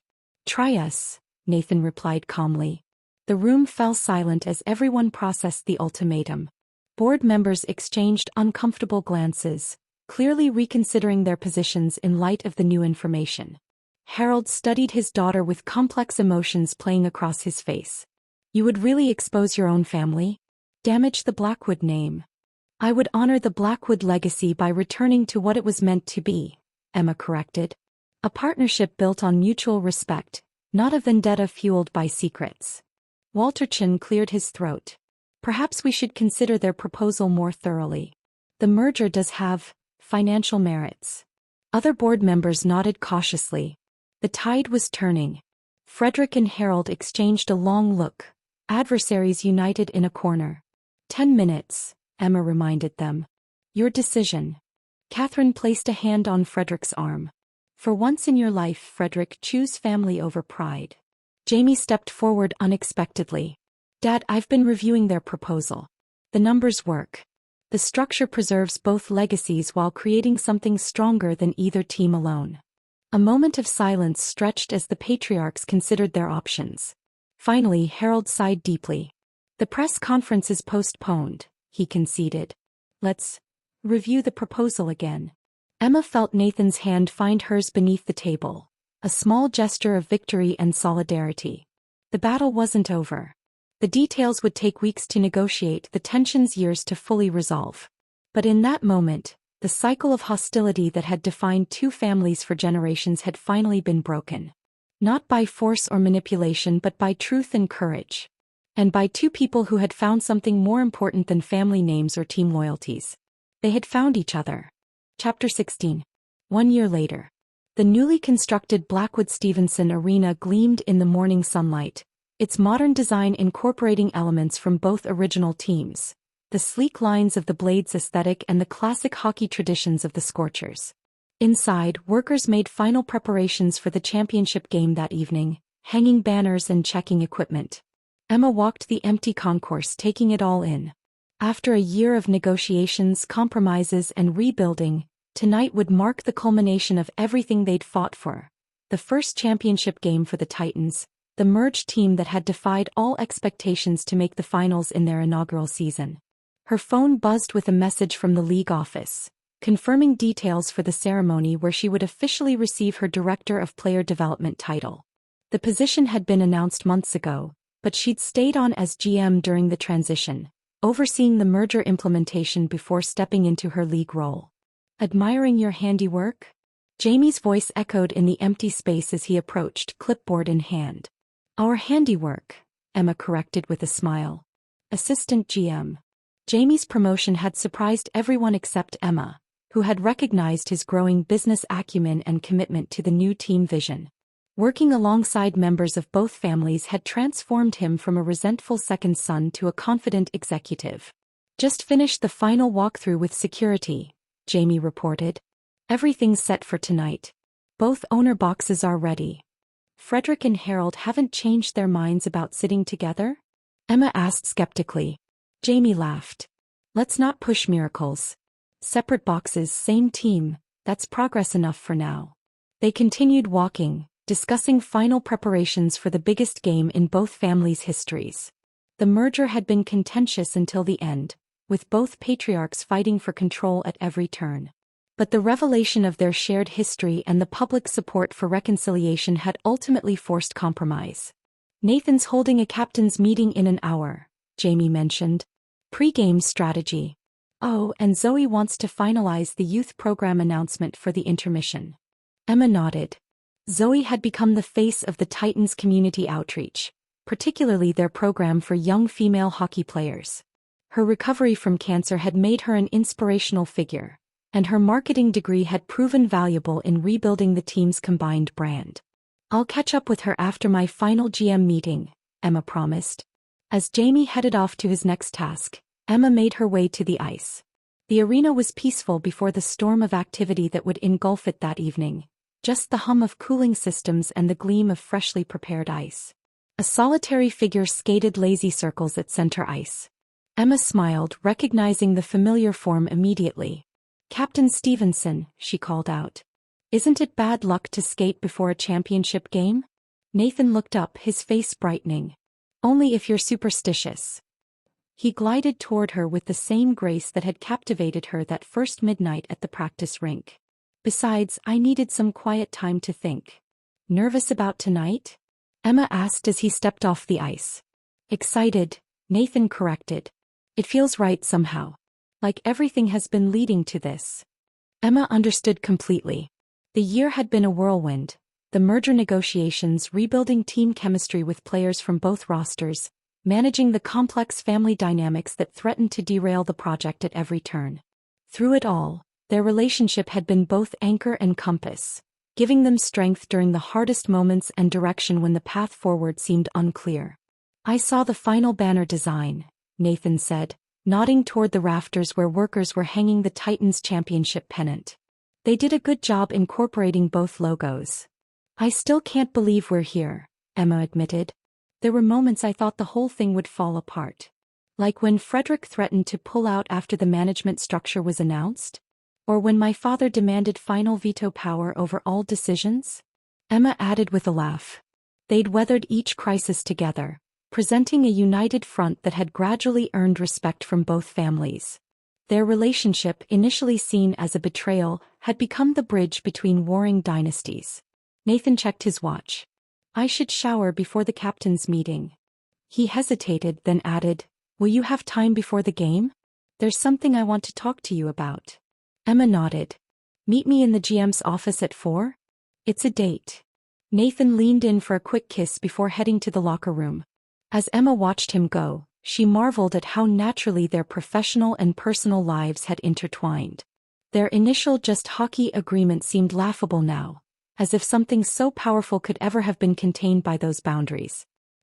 The GM's office, soon to be Jamie's, was packed with mementos of the tumultuous year. Photos from the merger announcement, framed newspaper headlines about the hockey peace treaty, and team pictures showing Blackwood and Stevenson players in the new unified jerseys. At precisely 4 o'clock, Nathan knocked and entered, freshly showered and changed into his pre-game suit. "Very punctual, Captain," Emma teased, rising from her desk. "I've learned not to keep powerful hockey executives waiting," Nathan replied with a smile. "Especially ones I'm in love with." After a year together, those words still made Emma's heart skip. "Smart man. How was the meeting?" "Productive. The team's ready."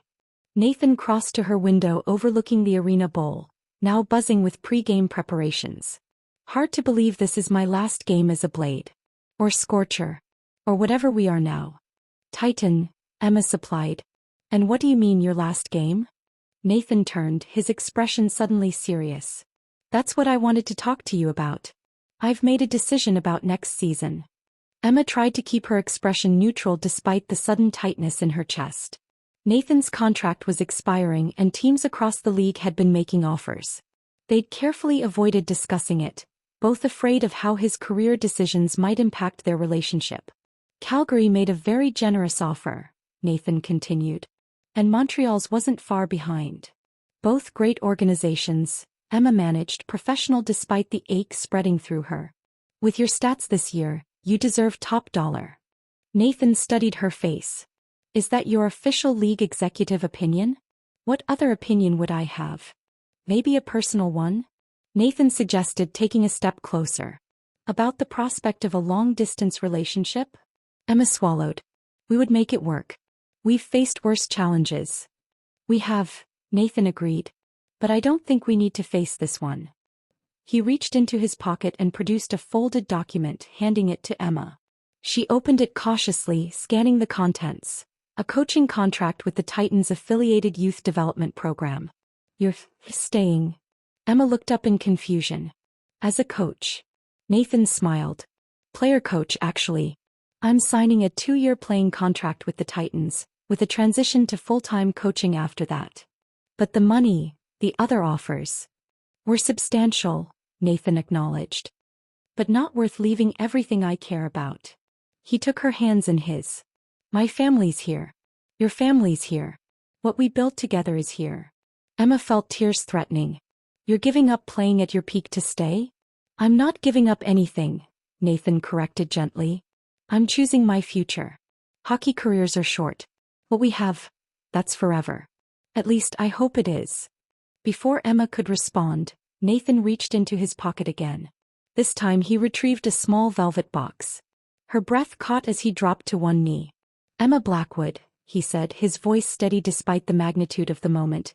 "You once suggested we meet at midnight to improve our hockey skills. Instead, we changed the course of two families, merged rival teams, and somehow fell in love along the way. He opened the box, revealing a ring with a stunning sapphire surrounded by diamonds. I chose sapphire instead of a traditional diamond, Nathan explained. Blue for the blades, for the ice that brought us together. 4 new traditions instead of old ones. Emma felt a tear escape despite her best efforts.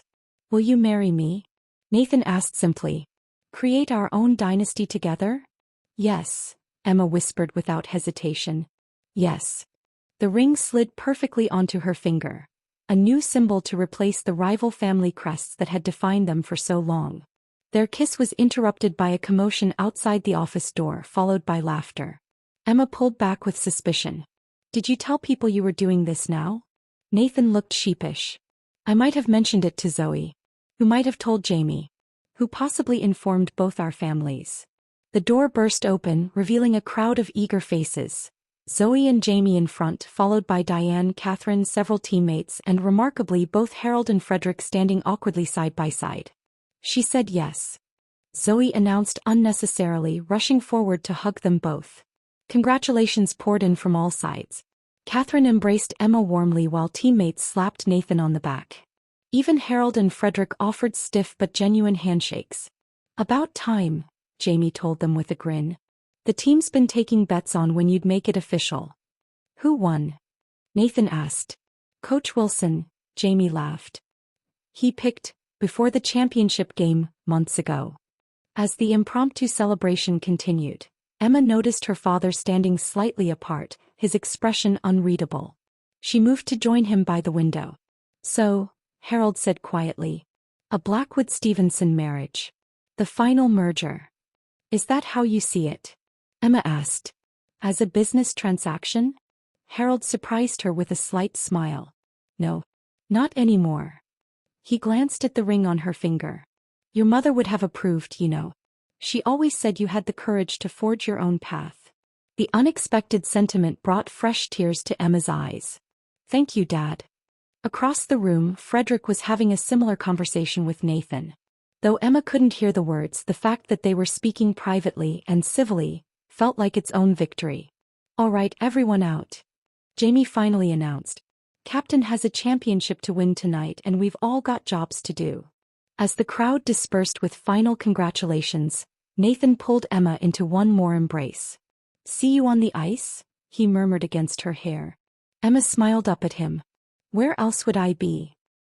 The championship game was everything they could have hoped for, fast, competitive, and ultimately victorious for the Titans.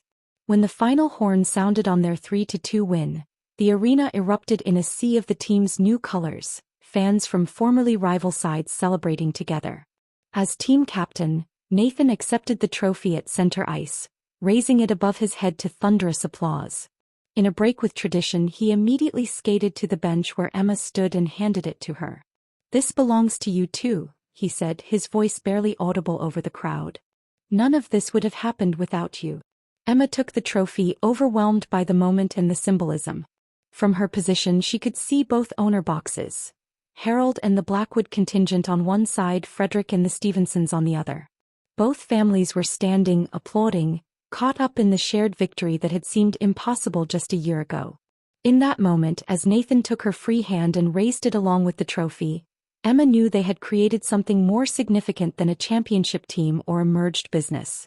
They had rewritten a legacy of division into one of unity, transforming a generations-old rivalry into a new beginning. And as Nathan pulled her in for a kiss, right there on the ice in full view of both families and thousands of fans, Emma Blackwood realized that sometimes the most unexpected victories were the sweetest. The trophy would go in the new arena's display case, another piece of hockey history to be remembered and celebrated.